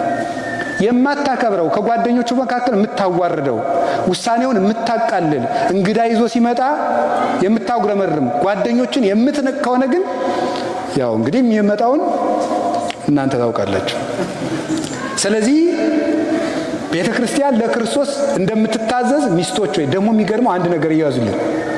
ከመዘለ እግዚእነ ለባሎቻችሁ ስትታዘዙ ለክርስቶስ እንደታዘዛችሁ እያሰባችሁ ታዘዙ ማለት ነው። ወይ እንዴት ያለ ጽድቅ እንደሆነ ተመልከቱት። እመቤቴን አብሯት ለሚያድር አብሯት ለሚኖር ሰው እየታዘዘች ግን እንደመናኝ ለክርስቶስ እንደታዘዘች ይቆጠርላታል። ጥሩ እድል አይደለም? ሴቶች ለባል መታዘዝ ለክርስቶስ ቀጥታ መታዘዝ ከሆነ እንዴት ይሄን እድል ልንንቀው እንችላለን? ሚስትን ማክበር ክርስቶስን ማክበር ከሆነ አካልን ማክበር ከሆነ ከዚህ በላይስ ምን ፍቅር አለ? እንደውም ምን ይላሉ ሊቃውንቱ ዮሐንስ አፈወርቅና ሰው ግን ለምንድን ነው ዘመድ የማያገባ ይልና አይ ዘመድ ዘመድ ነው፣ ሚስት ግን አካል ናት። ስለዚህ ሚስት አካል ስለምትሆን የምትቀርበው ከእናቱ ከአባቱ ከዘመዶች ይልቅ ሚስት ስለሆነች ሚስት ዘመድ ስለምትቀርበው ከሌላ ነው ማግባት ያለበት። እነሱ ይርቃሉ። ከሚስት ይልቅ በዝምድና እናት ትርቃለች ይባላል። የምትቀርብ ሚስት ናት። ሰው እናቱ ወይ ሀድግ ብእሲ አባሁ ወእሞ ወይ ተለዋ ለብእሲቱ፣ ሰው እናት አባቱን ይተዋል ሚስቱንም ይከተላል የተባለ ከዚህ የተነሳ ነው። ከቃሉ ጋር ናችሁ? እግዚአብሔር ከሁላችን ጋር ይሁን። ባልና ሚስት የሚመሰሉት በዚህ ነው የሚመሰሉት። ሌላው በአካል ይመሰላሉ። እስቲ በአካል በሉ። ምን አላችሁኝ? ወንድ ምንድነው? ራስ በሉ። ሚስቱ ደግሞ ምንድናት? አካል ማለት የትኛው ነው? እስቲ ሁላችሁም አካላችሁን አሳዩ። ያዙ በእጃችሁ አካላችሁ። አካል የሚባለው የቱ ነው? አካል። እሺ ቦዲ የሚባለው የትኛው ነው? ከዚህ እስከዚህ ነው። እኔ እንደውም አንዳንድ ጊዜ ይገርማል። ለካ ያቺ ቦዲ የምትባለው ልብስም በዚያ ነው መሰል ይወጣል። ከዚህ እስከዚህ ናት። አያችሁ? እና አካል የሚባለው ከዚህ እስከዚህ ያለው ነው። አካል ይባላል። ይሄ አካል ነው። እና ቤተክርስቲያን አካል ናት የምትባለው ይሄ ነው። ቢጋር እስከለተን የሚባለው ይሄ ነው። ሌሎች ምንድናቸው? ሴልስ ናቸው። እነዚህ ህዋስ ነው የሚባሉት። እጅ፣ እግር፣ ጸጉር፣ አይን፣ አፍንጫ እነዚህ ህዋስ ነው የሚባሉት። አካል የሚባለው ግን ይሄ ነው። አሁን አንድ ራስ አለ፣ አንድ አካል አለ። መሀል ላይ ምን አለ? አንገት። ስንት አንገት ነው ያለው? አቤት። እሺ ስንት ራስ አለ? ስንት አምላክ አለ? እሺ ስንት አካል አለ? ስንት ቤተክርስቲያን አለች? ስንት አንገት አለ? ስንት ሃይማኖት አለ?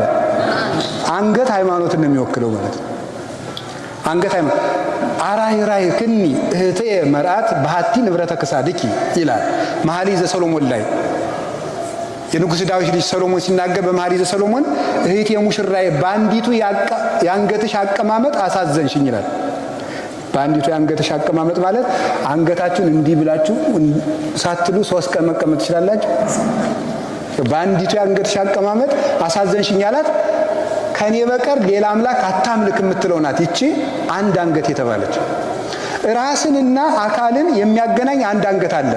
ባል ራስ ነው። ባልና ሚስትን አዋህዶ የሚያኖራቸው ሃይማኖት ነው። እስቲ ሃይማኖት በሉ። ምን አላችሁኝ? ሃይማኖት ነው። ባልና ሚስትን የሚያዋህዳቸው ሃይማኖት ነው እንጂ ሰውን ጠብቆ ማዳን አይቻልም ማለት ነው። መተማመን የሌለበት ትዳር ሁልጊዜ ቁስል ነው። መተማመን አለባችሁ። ሚስታችሁን ለባላችሁ አሳልፏት ለእግዚአብሔር አሳልፎ መስጠት፣ ባል ለእግዚአብሔር አሳልፎ መስጠት። ሰውን በስልኩ ቴክስት እየጎረጎራችሁ ልትከታተሉት አትችሉ። ማንዳንት የደወለችልን ይሄ ማነው ቴክስት እያላችሁ ብትዳረቁ ጥቅማ ትርፍ የለው፣ መቁሰል ነው። ተውት በቃ። ሰውን ራሱን ለራሱና ለእግዚአብሔር ተውት። አባታችን አብርሃም ሳራን ለማን ነው የተዋት? ለእግዚአብሔር። ምንና ሲባል ሌላ ሀገር ምንድን ነው ያለ? ሌላ ሀገር ሄዶ እህቴ ናት። እህቴ ናት ያለ ምንድን ነው? እኔ እህቴ ናት ልበል፣ ሚስትነቷን ደግሞ እግዚአብሔር ይጠብቅልኝ ብሎ ነው። ጠበቀለት። ንጉሱ ሌሊት ቢመጣ ተው የነብይ ሚስት ናት እንዳትደርሳል።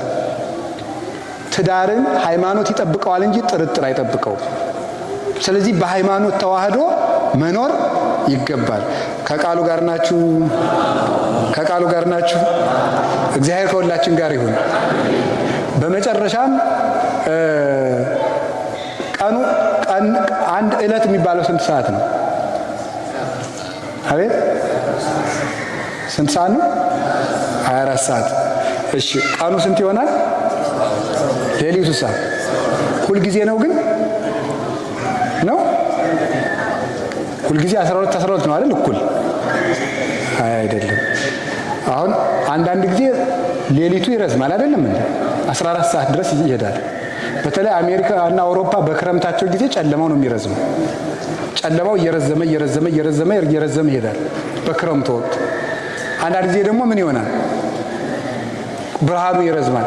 አንዳንድ ሰሞን ሚስት መልካም ትሆናለች፣ አንዳንድ ሰሞን ደግሞ ባል መልካም ይሆናል። ዙሮ ግን 24 ሰዓት ናቸው አይደል? ዙሮ ምንድነው? ትዳር ነው ማለት ነው። ሁል ጊዜ ሃይ ኤክስፔክቴሽን የሚባል አይደለም? ይሄንን ማስወገድ ነው። በቃ እንደው እሷ ጋር ከሆንኩኝ ገነት ነው ብለህ አታስብ። እሱ ጋር ከገባው እንደው ተመስገን አይባልም። ሰው ስንት ነገር እኮ ይዞ ነው የሚመጣው። ያስተዳደግ ባክግራውንድ አለው፣ የእውቀት ባክግራውንድ አለው፣ የመንፈሳዊ ልህቀት ደረጃው ያነሰ ሊሆን ይችላል። ጓደኞቹ የሚጭኑበት ነገር አለው፣ አካባቢው የሚጭንበት ነገር አለው፣ ኑሮው ራሱ የሚጭንበት መንገድ አለው። ሰይጣን ራሱን የቻለ ፈተና ይጭንበታል። ሰው በዚህ ሁሉ መከራ ተከቦ የሚኖር ሰው ነው እና ስህተትን ማለፍ መልመድ አለብን። ስተትን ማለፍ፣ ሰውን እንደ መልአክ አለመጠበቅ፣ እንዲሳሳት መፍቀድ ያስፈልጋል። ይሄው እንደሆነ ትዳሩ ቅዱስ ሆኖ ከእግዚአብሔር የሚያደርስ ይሆናል። ከቃሉ ጋር ናችሁን? ከቃሉ ጋር ናችሁ? እግዚአብሔር ከሁላችን ጋር ይሁን።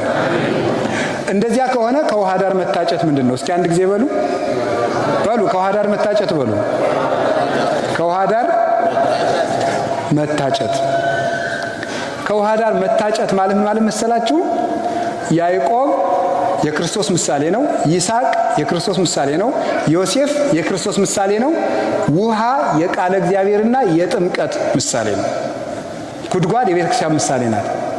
ልክ አባቶቻችን እነዚያ ታላላቆች ይስሐቅ፣ ያዕቆብ፣ ሙሴ ሶስቱ ሚስቶቻቸውን ከውሃ ዳር እንዳጩ ክርስቶስ ነፍስን የሚያጫት ቃለ እግዚአብሔር ስትቀዳ ሲያገኛት ነው። ነፍስን የሚያጫት ክርስቶስ ነፍስን የሚያጫት ከጥምቀት ውስጥ ሲያገኛት ነው። ያን ጊዜ የክርስቶስ ሙሽራ ለመሆን ትጣጫለች። ለዚህ ነው ቅዱስ ጳውሎስ ፋርኩክሙ ለኩልክሙ ለአሐዱ ምት፣ ሁላችሁንም ለአንድ ሙሽራ አጫችኋለሁ ዘውቱ ክርስቶስ፣ እርሱም ክርስቶስ ነው ይላል። ሰው ለክብር የሚታጨው ውሃ ሲቀዳ ተገኝቶ ነው። ለጵጵስና የሚታጨው ውሃ ሲቀዳ የተገኘው ነው። ውሃ ምንድን ነው? እወቁ እናንተ ቤተክርስቲያናችን ቃለ እግዚአብሔር አትሉ? ውሃ ምንድን ነው? ቃለ እግዚአብሔር በሉ። ጉድጓድ ማናት? ቤተ ክርስቲያን። ስለዚህ ውሃ ሲቀዳ የተገኘው ለክብር ይታጫል። ቃለ እግዚአብሔር ሲቀዳ የሚገኘውን ለሹመት፣ ለክብር፣ ለቅስና፣ ለዲቁና ያጩታል። እይኩን አሐዱሂ ቀሲሰ ዘያይመረ መጻሕፍተ አምላካውያተ ወፈድፋደሰ አርባዕተ ወንጌላተ። አምላክ ወዶ ያጻፋቸውን ቅዱሳት መጻሕፍትን ያልተማረ ቅስና አይሾምም። ይልቁንም አራቱን ወንጌል እንኳን ያልተማረ ዲያቆንም እንደዚሁ። ስለዚህ ውሃ ሲቀዳ የተገኘው ነው የሚመረጠው። በጥምቀት ያጨናል፣ በቃለ እግዚአብሔር ያጨናል። እናንተንም እንደዚሁ የሚያጫችሁ አንድ በጥምቀት ተገኝታችኋል። ሁለተኛ በሕይወታችሁ ዘመን ሁሉ ቃለ እግዚአብሔር ስትቀዱ የምትኖሩ ከሆነ ክርስቶስ እንደዚህ ሴት ለሙሽርትነት ያጫችኋል። ቃለ እግዚአብሔር ሁል ጊዜ ቅዱ። ከዚያ የሕይወትን ውሃ ታገኙታላችሁ። የሕይወት ውሃ ያለው ራሱን ነው። አንድ ጊዜ ተጠጥቶ የማያስጠማ ውሃ ያለው ለምንድን ነው? ዓለም ሁሉን ነገር መልሳ ታስጠማናለች። ምሳሌ ልንገራችሁ። ኢትዮጵያ ያለ ሰው እስራኤል ብሄድ ቴል አቪቭ ቢኖር ጥሩ ነው ቢል ደግሞ መልሶ ደግሞ አይ ካናዳ ብሄድ ጥሩ ነው ያሰኘዋል። ካናዳ ብሄድ ደግሞ ኒውዮርክ መሄድ ያሰኘዋል። ደግሞ እዚያ ብሄድ አይ ሲንጋፖር ሊልም ይችላል። ሰው የማይለው ነገር የለም። ሰው እንደባከነ ነው የሚኖረው። ከተማ በመለወጥ ሰላም አይገኝም። እግዚአብሔርን በማግኘት ብቻ ነው ሰላም የሚገኘው። ልብስ አላረካ ብሎ የት እንደደረሰ ታውቃላችሁ? ሱሪ ራሱ ተሰፍቶ ጂንስ መጣ። ከዛ ደግሞ ታይላንድ የሚባል መጣ። መልሶ ደግሞ አሁን ስቲኪን የምትባል ደግሞ መጣች። ከዛ መጨረሻ ላይ ቀዳዳ ሱሪ መጣ። ይገርም፣ በጣም ነው የሚገርም። ሰው አያችሁ ባልተቀደደ ልብስ መርካት ሲያቅተው የተቀደደ ልብስ ደግሞ በውድ ዋጋ ነው እኮ የሚገዛው። ይሄ ምንድነው ሲባል ሁሉንም ነገር ብንለውጥ አረካል። ሁልጊዜ ነፍሳችን ትጠማለች። ሁልጊዜ ደስታን ይጠማል። ልብ በሉ። ሰው አንድ ሚስት አግብቶ መኖር አቃተው። ከዛ ወደ 5 አይነት ጋብቻ ተመሰረተ። አሁን ይሄ ምዕራቡና አሜሪካ ላይ ያለ ሳምቦ የሚባል ጋብቻ አለ።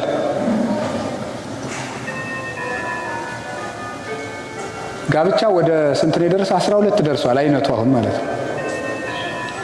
ተጋብተናል ሲል አሜሪካ ብትሄዱ በምን ልትባሉ ትችላላችሁ? እና ያ ምንድነው? ሰው በቡድ 5 ሴትና 4 ወንድ አብሮ ይጋባል።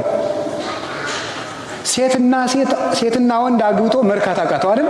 ይሄን ምን አደረገ? ከሚስቱ ውጭ ሌላ ሄደ፣ ከባሏ ውጭ ሌላ ሄደች። በዚህም ደስታ ጠፋ። ምን ተደረገ? ብዙ ሴት ብዙ ወንድ ነው ተጋባ። በዚህም ደስታ ጠፋ። ምን ተደረገ? ሴትና ሴት ተጋባ፣ ወንድና ወንድ ተጋባ። በዚህም ደስታ ጠፋ። ሰዎች እንስሳትን አገቡ። እኔ አሁን ሳነብ ነበር፣ አንድ የታተመ ጥናታዊ ጽሑፍ ነው። ሴትዮቱ ራሷን አግብታ ጃፓን ውስጥ ራሷን አግብታ በጣም ግርም የሚያደርግ ሰርግ እንደዚህ ባልሽ ማን ነው? እኔ ይሁላችሁ። ይሄ ምንድነው ሲባል ሰዎች በዓለም ላይ የሚባክኑለት ነገር ደስታን ፍለጋ ነው። እና ደስታ ሰዎች የሚኖሩት ለደስታ ነው። ሌላው ቀርቶ ታውቃላችሁ በጣም ብዙ የኢንተርኔት መተግበሪያዎች የመጡት ለምንድን ነው? ሰዎች መርካት ስላቃታቸው ነው። ሰዎች ብዙ ሰዎችን ካህን መሆን አያሰማው ነገር የለም። ብዙ ወጣቶች እየመጡ ሲነግሩኝ ይሰማለሁ። ሌሊቱን ሙሉ ከፌስቡክ ወጥቶ ቴሌግራም፣ ከቴሌግራም ወጥቶ ዩቲዩብ፣ ከዩቲዩብ ወጥቶ ትዊተር፣ ከትዊተር ወጥቶ ኢንስታግራም፣ በዚህ ሁሉ ሲባክን 10 ሰዓት ሌሊት ይነጋል። ከዚያ በኋላ እንደናወዘ ደግሞ የሚያስብበት ነገን አያስብ፣ ትናንት ትዝ አይለው፣ ዛሬ ትዝ አይለው፣ እቅድ የለው፣ የሰማይ ቤቱን አያስብ። ይሄ ሁሉ ምንድነው? ደስታ ፍለጋ ነው። እና የእግዚአብሔር ቤተሰቦች ልንገራችሁ፣ ደስታን መጥገብ ከፈለጋችሁ ያ ደስታ ክርስቶስ ነው፣ ሌላ የለም። ምንም ብትባክኑ፣ በጣም ብዙ ዘፈኖችን ስላዳመጣችሁ፣ ጭፈራ ቤት ስለሄዳችሁ ደስታን አታገኟትም። ደስታ ክርስቶስ ነው።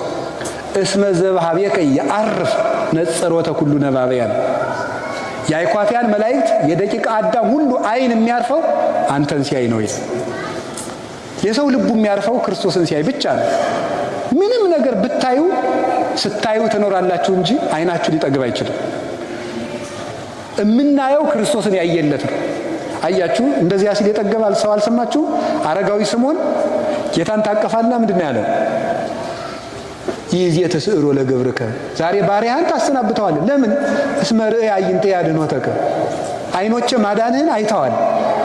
በቃ ክርስቶስን ሲያይ ይሄ ሰው ምን አለ? እድሜ በቃኝ አለ። አንድ ሰው ሊረካ የሚችለው ክርስቶስን ሲያይ ነው።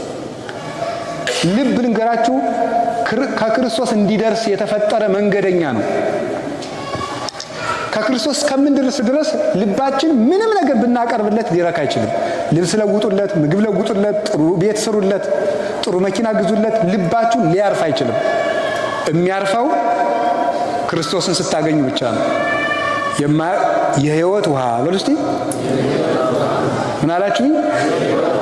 ምን አላችሁኝ? ስለዚህ ዘፈኑ፣ ጭፈራው፣ ይሄ አጓጉል ክህደቱ፣ ስካሩ፣ መዝናናቱ፣ ዝሙቱ፣ እንደዚህ ያለው ነገር ሁሉ የሞት ውሃ ነው። የሕይወት ውሃ ክርስቶስ ነው። ቃለ እግዚአብሔር ነው። ቅዱስ ሥጋው ክቡር ደሙ ነው። ያን ውሃ ስታገኙ ልባችሁ ይረጋል። በእውከት ውስጥ በሰላም ትኖራላችሁ። ቅዱስ ዳዊት ያገኛትን ሰላም እናገኛታለን ሲል ሰምታችሁታል። ምንድን ያለው? እግዚአብሔር ያፈርዲተ ምንትኑ ያፈራሃኒ፣ እግዚአብሔር ምእመን አለ ሕይወቴ ወምንትኑ ያደነግጸኒ፣ እመኒ ጸብአኒ ተአይን ይፈራሃኒ ልቤ። እግዚአብሔር ብርሃኔ ነው፣ ምን ያስደነግጠኛል? እግዚአብሔር የሕይወቴ መታመኛዋ ነው። ከተማ እንኳን ቢከበኝ ልቤ አይደነግጥብኝም ይላል። እግዚአብሔርን ያላገኘች ነፍስ ደግሞ በቅጠል ኮሽታ ሁሉ ትደነግጣለች። ሰዎች ሁሉ ኃጢአታችንን ያወቁብን ይመስለናል። ቀድመን እኛ እንሸሻለን። ያ እንዳይሆን ክርስቶስ የሕይወት ውሃ ነው። ልክ ራሱን ያጠጣ ውሃ ዘጸማ ይምጻ ሀቤ ወይስተይ፣ የተጠማ ቢኖር ወደ እኔ ይምጣ እንዲሁ ይጠጣ።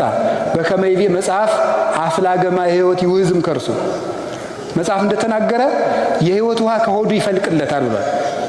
የሕይወት ውሃ የተባለውን ክርስቶስ ውሃ የሚሰጠንን 4 ጥቅም ከክርስቶስ ጋር ላያይዝና የትምህርት ማጠቃለያ ነው። እስቲ ውሃ በሉ። ውሃ አንደኛ ደብዳቤን ይደመስሳል። እስኪ በሉ። ደብዳቤ ምን ያደርጋል? አቤት። ደብዳቤ ጽፋችሁ ውሃ ውስጥ ብትጥሉት ምን ይላል? አቤት። ኃጢአታችን ለክርስቶስ ስንናዘዝ፣ ለንስሐ አባታችን ስንነግረው የኃጢአታችን ደብዳቤ በማን ውሃ ውስጥ ነው የሚወድቀው? በክርስቶስ ውሃነት ነው የሚወድቀው። ውሃ ውስጥ የተጣለ ደብዳቤ መልሶ እንደማይነበብ ሁሉ አንድን ኃጢአት ለካህን ከተናዘዛችሁት በኋላ መልሶ አያስጠይቃችሁም። ለምን? የሚደመስሰው የሕይወት ውሃ ክርስቶስ ስለሆነ ነው።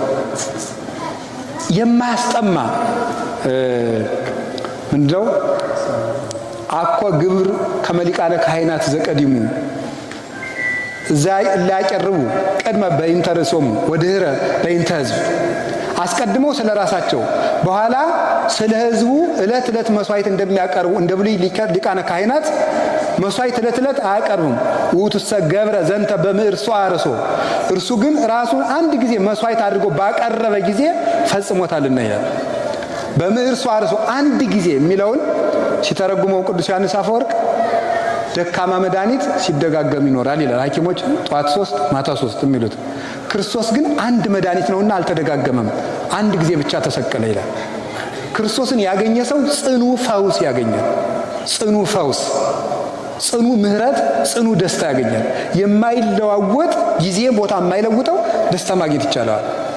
ስለዚህ አንድ ጊዜ በክርስቶስ የተሰረየ ኃጢአት መልሶ አያስጠይቅም እና ንስሐ ከገባን በኋላ እንደ እውነት ይቅር ብሎኝ ይሆን እያለ እያጠራጠረ ደግሞ መልሰን ሌላ ጊዜ እንደውም አንዳንዱ ሰው ከተማ የተናዘዘውን ኃጢአት ደግሞ ገዳም ሄዶ ይናዘዘዋል። ለምንድነው? ይቅር ያልተባልኩ እየመሰለው ነው። እንዳይመስላችሁ አንድ ጊዜ በክርስቶስ ውሃ ውስጥ ተጥሏል። ለአንድ ካህን የነገራችሁት ኃጢአት ከተማ ያለ ቄስም ይሁን ሻሽ ተመጠመም ይሁን ቆብ ያረገም ይሁን ለአንድ ካህን የነገራችሁት ኃጢአት በክርስቶስ ውሃ ውስጥ ሰጥሟል። ያንን የምናገኘው የሕይወት ውሃ ያሰኘው እሱ ነው። ሁለተኛ ውሃ ደረቅን ያለመልማል። ይህ ማለት ምንም የማይረባ የሆነ ሰውን ክርስቶስ ለልምላሜ ለፍሬ ያበቃዋል።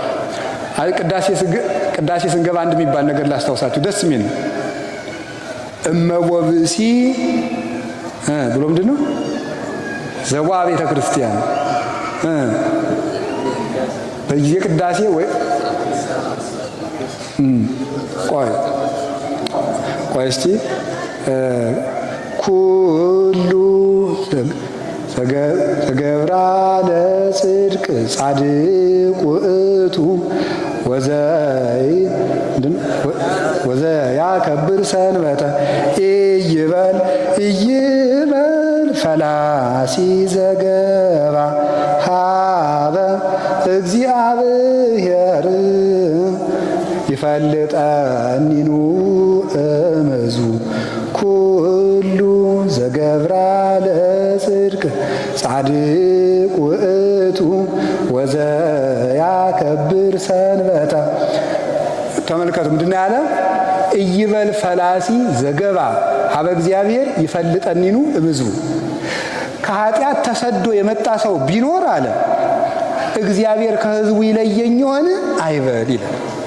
ከኃጢአት ከጣዖት ተሰዶ ንስሐ የገባ ሰው እኔ እኮ ትናንት ሌባ ነበርኩ፣ እኔ እኮ ትናንት ዘማዊ ነበርኩ፣ እኔ እኮ ደረቅ እንጨት ነኝ፣ ፍሬ ቢስ ነኝ፣ እውነት ግን እኔን ከሚያስቀድሱት ጋር ይቆጥረኛል ይለየኝ ይሆን አይበል።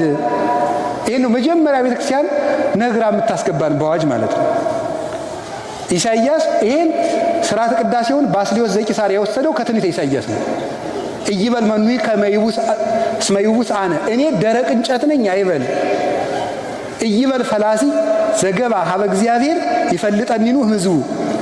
ከኃጢአት ከጣዖት ተሰዶ ከኃጢአቱ ተሰዶ ከጣዖት ተሰዶ ወደ እግዚአብሔር የገባ ሰው ካለ እግዚአብሔር ከወገኖቹ ከአብርሃም ከይስሐቅ ርስት ይለየኛል አይበል ይላል። ይህ በጣም በጣም በጣም እግዚአብሔር የሰጠን የቸርነት ጋራንቲ ነው በእውነት ማለት ነው። እግዚአብሔር የሰጠን የቸርነት መያዣ ዋስትና ነው። ይህን እንድታውቁ ነው የሚያስፈልገው። ስለዚህ ንስሐ ደረቅ ውሃ ደረቅን እንደሚያለመልም ክርስቶስ ተስፋ ያጣችን ነፍስ የሚያለመልም ነው፣ ለፍሬ የሚያበቃት። ዘማውን ያመጣና ከድንግል ማዕረግ ያደርሰዋል። የሚያሳድደውን አምጥቶ መምህር ያደርገዋል። ዝኳ ዘትካት ይሰድድ ወይዜ ይሰብክ። ትናንት ያሳደደው ሰውዬ ዛሬ ሰባኪ ሆነ ብለው አለ ቅዱስ ጳውሎስ። ወይስ የብህው ለእግዚአብሔር በእንቲአየ፣ እግዚአብሔርን በእኔ ምክንያት ያመሰግኑታል አለ። ሌባ የነበረውን መጽዋች ያደርገዋል። እና ተመልሸን ያረባም የሚለውን ሰይጣን እንድትቃወሙት ነው። ክርስቶስ የሕይወት ውሃ ነው ያልኳችሁ። ከቃሉ ጋር ናችሁ? ከቃሉ ጋር ናችሁ? ሶስተኛ ክርስቶስ ውሃ ምን ያደርጋል? እድፍን ምን ያደርጋል? አቤት ያነጻል፣ ያጥባል። አንዲት ኩሬ ብትሆን አራት በአራት ኩሬ ብትኖር ይሄ ሁሉ ሰው ቢገባባት ምን ትሆናለች መስላችሁ? ሁላችን ገብተን ብንታጣ ምን ትሆናለች? እዚያችኋል ትደፈርሳለች። እውነት አሰብ አትደፈርስም? ክርስቶስ ግን ዓለምን ሁሉ እያጠበ የማይደፈርስ ባህር ነው። ዓለምን ሁሉ ያነጻል። ለዚህ ነው ምን ይላል ተመልከቱ። ማይ ብዙ ይቅል አጥፎታ ለፍቅር ወአፍላግን እያንቀለቅልዋ። አፍላግን ማይ ብዙ ይቅል አጥፎታ ለፍቅር። የውሃ ብዛት የክርስቶስን የፍቅር እሳት አያጠፋትም። ወአፍላግን እያንቀለቅልዋ፣ ፈሳሾችም አያናውጿትም። ክርስቶስ ለሰው ልጅ ያለውን ፍቅር የሰዎች የኃጢአት ብዛት አይለውጥበትም። እኛን ያጥባል። ኦ ክርስቶስ ወልደ እግዚአብሔር ሕያው ባሕረ መሰኒ ይለዋል አረጋዊ መንፈሳዊ የተባለ አባት መጽሐፈ መነኮሳት ሲናገር የሕያው የእግዚአብሔር ልጁ ክርስቶስ አንተ የውበት ባህር ነህ ይላል። ሰው ከክርስቶስ ሰይጣን ሆኖ ገብቶ መልአክ ሆኖ ይወጣል። ሰው ከክርስቶስ አውሬ ሆኖ ገብቶ ሰው ሆኖ ይወጣል። ስለዚህ ክርስቶስ እየገባን የምንነጻበት ለዚያውም በደሙ ነው የሚያጥበን። ዘይሐጽብ በወይን ልብሶ በደመ አስካል ሰንዱ ነው ብሎታል ቅዱስ ያሬድ። ልብሱን በወይን ያጥባል፣ መጎናጸፊያውንም በደሙ ፍሬ ያጥባል በወይን። ይሄ ያዕቆብ ለልጁ ዘፍጥረት 49 ላይ ለይሁዳ የሰጠው በረከት ነው። ለይሁዳ ሲሰጠው ምንድነው? ዘይሐጽብ ይሁዳ ከባለጸግነቱ የተነሳ ልብሱን በወይን ያጥባል። ልብሱን በወይን ወይን እስራኤል ወይን አገር አይደል? የወይን አዝመራው በስቶለት ነገደ ይሁዳ ከሀብቱ የተነሳ ከመጠጥ አልፎ ልብሱን በወይን ያጥበዋል። ምስጢሩ ግን ምንድነው? ይሁዳ ክርስቶስ ከነገደ ይሁዳ የተወለደው ክርስቶስ ልብሶቹን ምእመናንን ወይን በተባለ ደሙ ያጥባል ማለት ነው። በደሙ ያጥባል። በደሙ የቀደሰን ያጠበን እሱ ነው። ከቃሉ ጋር ናችሁ። በደመ መስቀሉ አተባ ወማይ ዘውዘም ገቡሁ አንጽሐ ይላል ቅዱስ ያሬድ በጾመ ድጓ። ከጎኑ በፈሰሰ ደም ቤተክርስቲያንን ቀደሳት፣ በማየ ገቡም አነጻት። ስለዚህ ክርስቶስ ራሱ ያነጻናል። ቁርባን ልትቆርቡ ስትሉ እኔ ኃጢአተኛ ነኝ እንዴት ብዬ ቆርባለሁ ሲያሰኛችሁ፣ እንዴ ክርስቶስ ውሃ ነዋ። ልንነጻ እኮ ነው የምንቆርበው። ታውቃላችሁ ይሄን እንዴ? ልንቀደስ ነው የምንቆርበው። ልንገራችሁ፣ በቅተን እንቁረብ ንጹህ ሰው ይቁረብ ከተባለ ያለ ድንግል ማርያም በቀር ሰው የሚገኝም አይመስለኝም። ሰው የሚገኝ አይመስለኝም። ልንቀደስ ነው የምንቆርበው። ለምንድን ነው ከክርስቶስ ማዕድ የምትርቁት? ሊያነጻን ነው እንጂ ድሮስ እና ነጽቼ ከሆነማ ቁርባኑ ስለምንድን ነው የምቆርበው እንዴ? ልነጻ እኮ ነው የምቆርበው። ንጹህ ያልሆነ ከቁርባኑ አይቀበል የተባለ ያልተናዘዘ ማለት ነው። ያልተናዘዘ ማለት ነው እንጂ ንጹህ ስንሆን እንቆርባለን፣ ቅዱስ ስንሆን እንቆርባለን አትበሉ። የኢትዮጵያ ኦርቶዶክስ ተዋሕዶ ቤተክርስቲያን ምዕመናን ናቸው የሚያሳዝኑት። በዓለም ላይ ሁሉም ክርስቲያኖች ክርስቲያን ከሆነ ይቆርባል። በቃ የግብፅ ለምሳሌ 14 ሚሊዮን ካለ 14 ሚሊዮኑ ይቆርባል። ምሳሌ ነው፣ ቁጥሩ እሱ ብቻ ላይሆን ይችላል። የአርመንም ካላት ያላት ሁሉ ይቆርባል። የኢትዮጵያ ኦርቶዶክስ ተዋሕዶ ክርስቲያን ግን የሚቆርብና የማይቆርብ ተብሎ ሁለት ክፍል። ለምን? ክርስቲያን ከሆን መቁረብ አለብን ሁላችንም። ስለዚህ የእግዚአብሔር ቤተሰቦች ሁላችንም ክርስቶስ ያነጻናል። ውሃ የሚያስፈልገው ላደፈ ነው ወይስ ለታጠበ ሰው ነው? እና እንግዲህ ኃጢአተኛ ከሆን እንዲያውም የሚያስፈልገን ክርስቶስ ለኛ ነው። ቅድም ካህኑ ሲቀድሱ አልሰማችሁም እንዴ?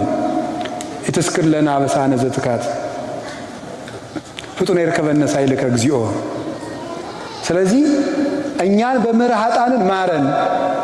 ወለጻድቃንሰ ምግባሮሙ ትምህሮሙ ወትእሴዮሙ። ጻድቃንን ግን ከስራቸው የተነሳ ትምራቸዋለህ፣ ዋጋ ትከፍላቸዋለህ። እኛን የማርከን ጊዜ አሚሃ ትሰመይ መሐሪ፣ ያን ጊዜ ነው እንጂ ይቅር ባይ የምትባል። እነሱንማ እንደ ስራቸው ትምራቸዋለህ ብሎ ድሮስ የሚያሻለኛው አይደለም እንዴ? መድኃኒት የሚያስፈልገው ለታመመ ነው ለጤነኛ ነው? ታዲያ እኛ በሽተኞች ከሆን ክርስቶስ አያስፈልገንም እንዴ? መቁረብ ያለብን እንደውም እኛ ኃጥአን፣ እኛ ዋሾች፣ ሌቦቹ፣ ዘማውያን ተሰብስበን ነው መጽደቅ ያለብን። ስለዚህ ሁላችንም ንስሐ እየገባን እውነቴን ነው የምነግራችሁ፣ ስጋው ደግሞ ተቀበሉ። እንደው ማዕድ ከተሰራበት ቤት ውስጥ ውሎ ጦምን ከመውጣት በላይ ሞኝነት አለ? የሕይወት እንጀራ ክርስቶስ ከተፈተተበት ከተማ ሆናችሁ ጦማችሁን ትኖሩ? የሕይወት ውሃ ክርስቶስ ከተቀዳበት ከተማ ሆናችሁ እንዴት ትጠማላችሁ? እኔ ይህንን ነው የምነግራችሁ። አደራችሁን ይሁንባችሁ። ስጋው ደግሞ ያልተቀበላችሁ ሰዎች እስከ መስከረም ድረስ ለቁርባን ተዘጋጁ። የቤት ስራ ከዛ መጥቼ ጠይቃችኋለሁ እግዚአብሔር ካደረሰ። ይሄንን ሁላችሁም እንድትዘጋጁ እውነቴን ነው። እግዚአብሔር እድል ሰጥቷቸዋል። ትልቅ ነገር ነው። ካልሆነ ግን የሀገር መፈራረጃ ይሆንባቸዋል። የሀገር ጫማ ሁሉ የሚቀድስ ነው እያንዳንዱ እርምጃ ማለት ነው። ዲዮናሲዎስ የሚባል የቅዱስ ጳውሎስ ደቀ መዝሙር አለና ስለ እመቤታችን ጌታ ከተሰቀለ በኋላ ያለውን ሕይወቷን ሲጽፍ ምን ይላል? እመቤታችን ዘመኗን ያሳለፈችው ምን እያለች ነበር? በእያንዳንዷ የኢየሩሳሌም ቦታዎች እየሄደች እዚች ላይ ልጄ እንዲህ አድርጎ ነበር እያለች ማልቀስ፣ እዚች ላይ ደግሞ ልጅ እንዲህ አድርጎ ነበር እያለች እያለቀሰች ነው የጨረሰችው። እና ኢየሩሳሌም የሚኖር ሰው በእያንዳንዷ ቦታ እየሄደ ማርያምን እየተከተለ እዚህ ላይ ጌታዬ እንዲህ አደረገ እያለ መኖር አለበት ነው የተባለው። ቢያንስ ይሄ እንኳን ባይሆንላችሁ ሰርታችሁ የምትበሉ ናችሁ። ቅዱሳት ቦታዎችን ከማክበር በተጨማሪ ሥጋ ወደሙን ተቀበሉ። የሕይወት ውሃ ክርስቶስን ርቃችሁ አትኑሩ።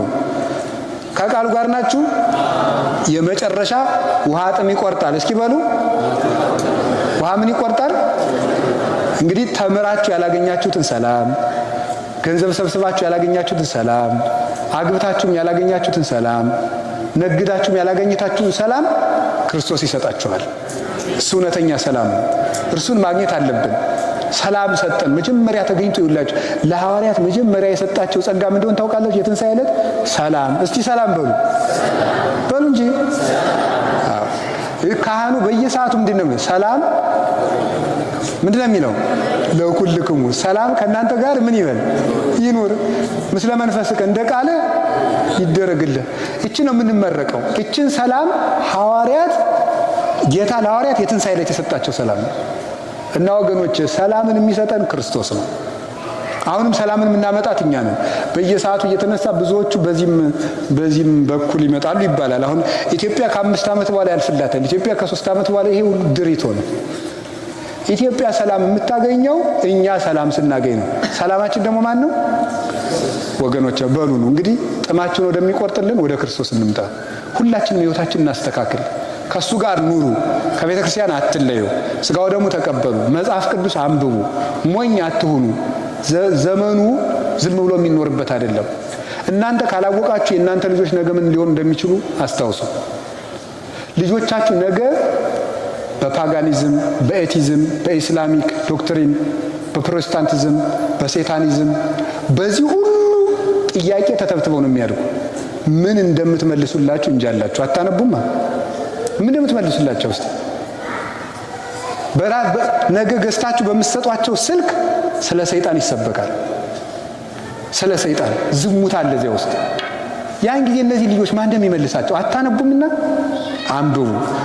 በቀን አንዳንድ ምዕራፍ መጽሐፍ ቅዱስ አንብቡ። የእግዚአብሔር ቃል ሰላም ይሰጣችኋል። ኖን ማይቶት ለእግሬ ሕግ ከብርሃን ለፍኖቴ፣ ሕግህ ለእግሬ መብራት ለመንገዴም ብርሃን ነው።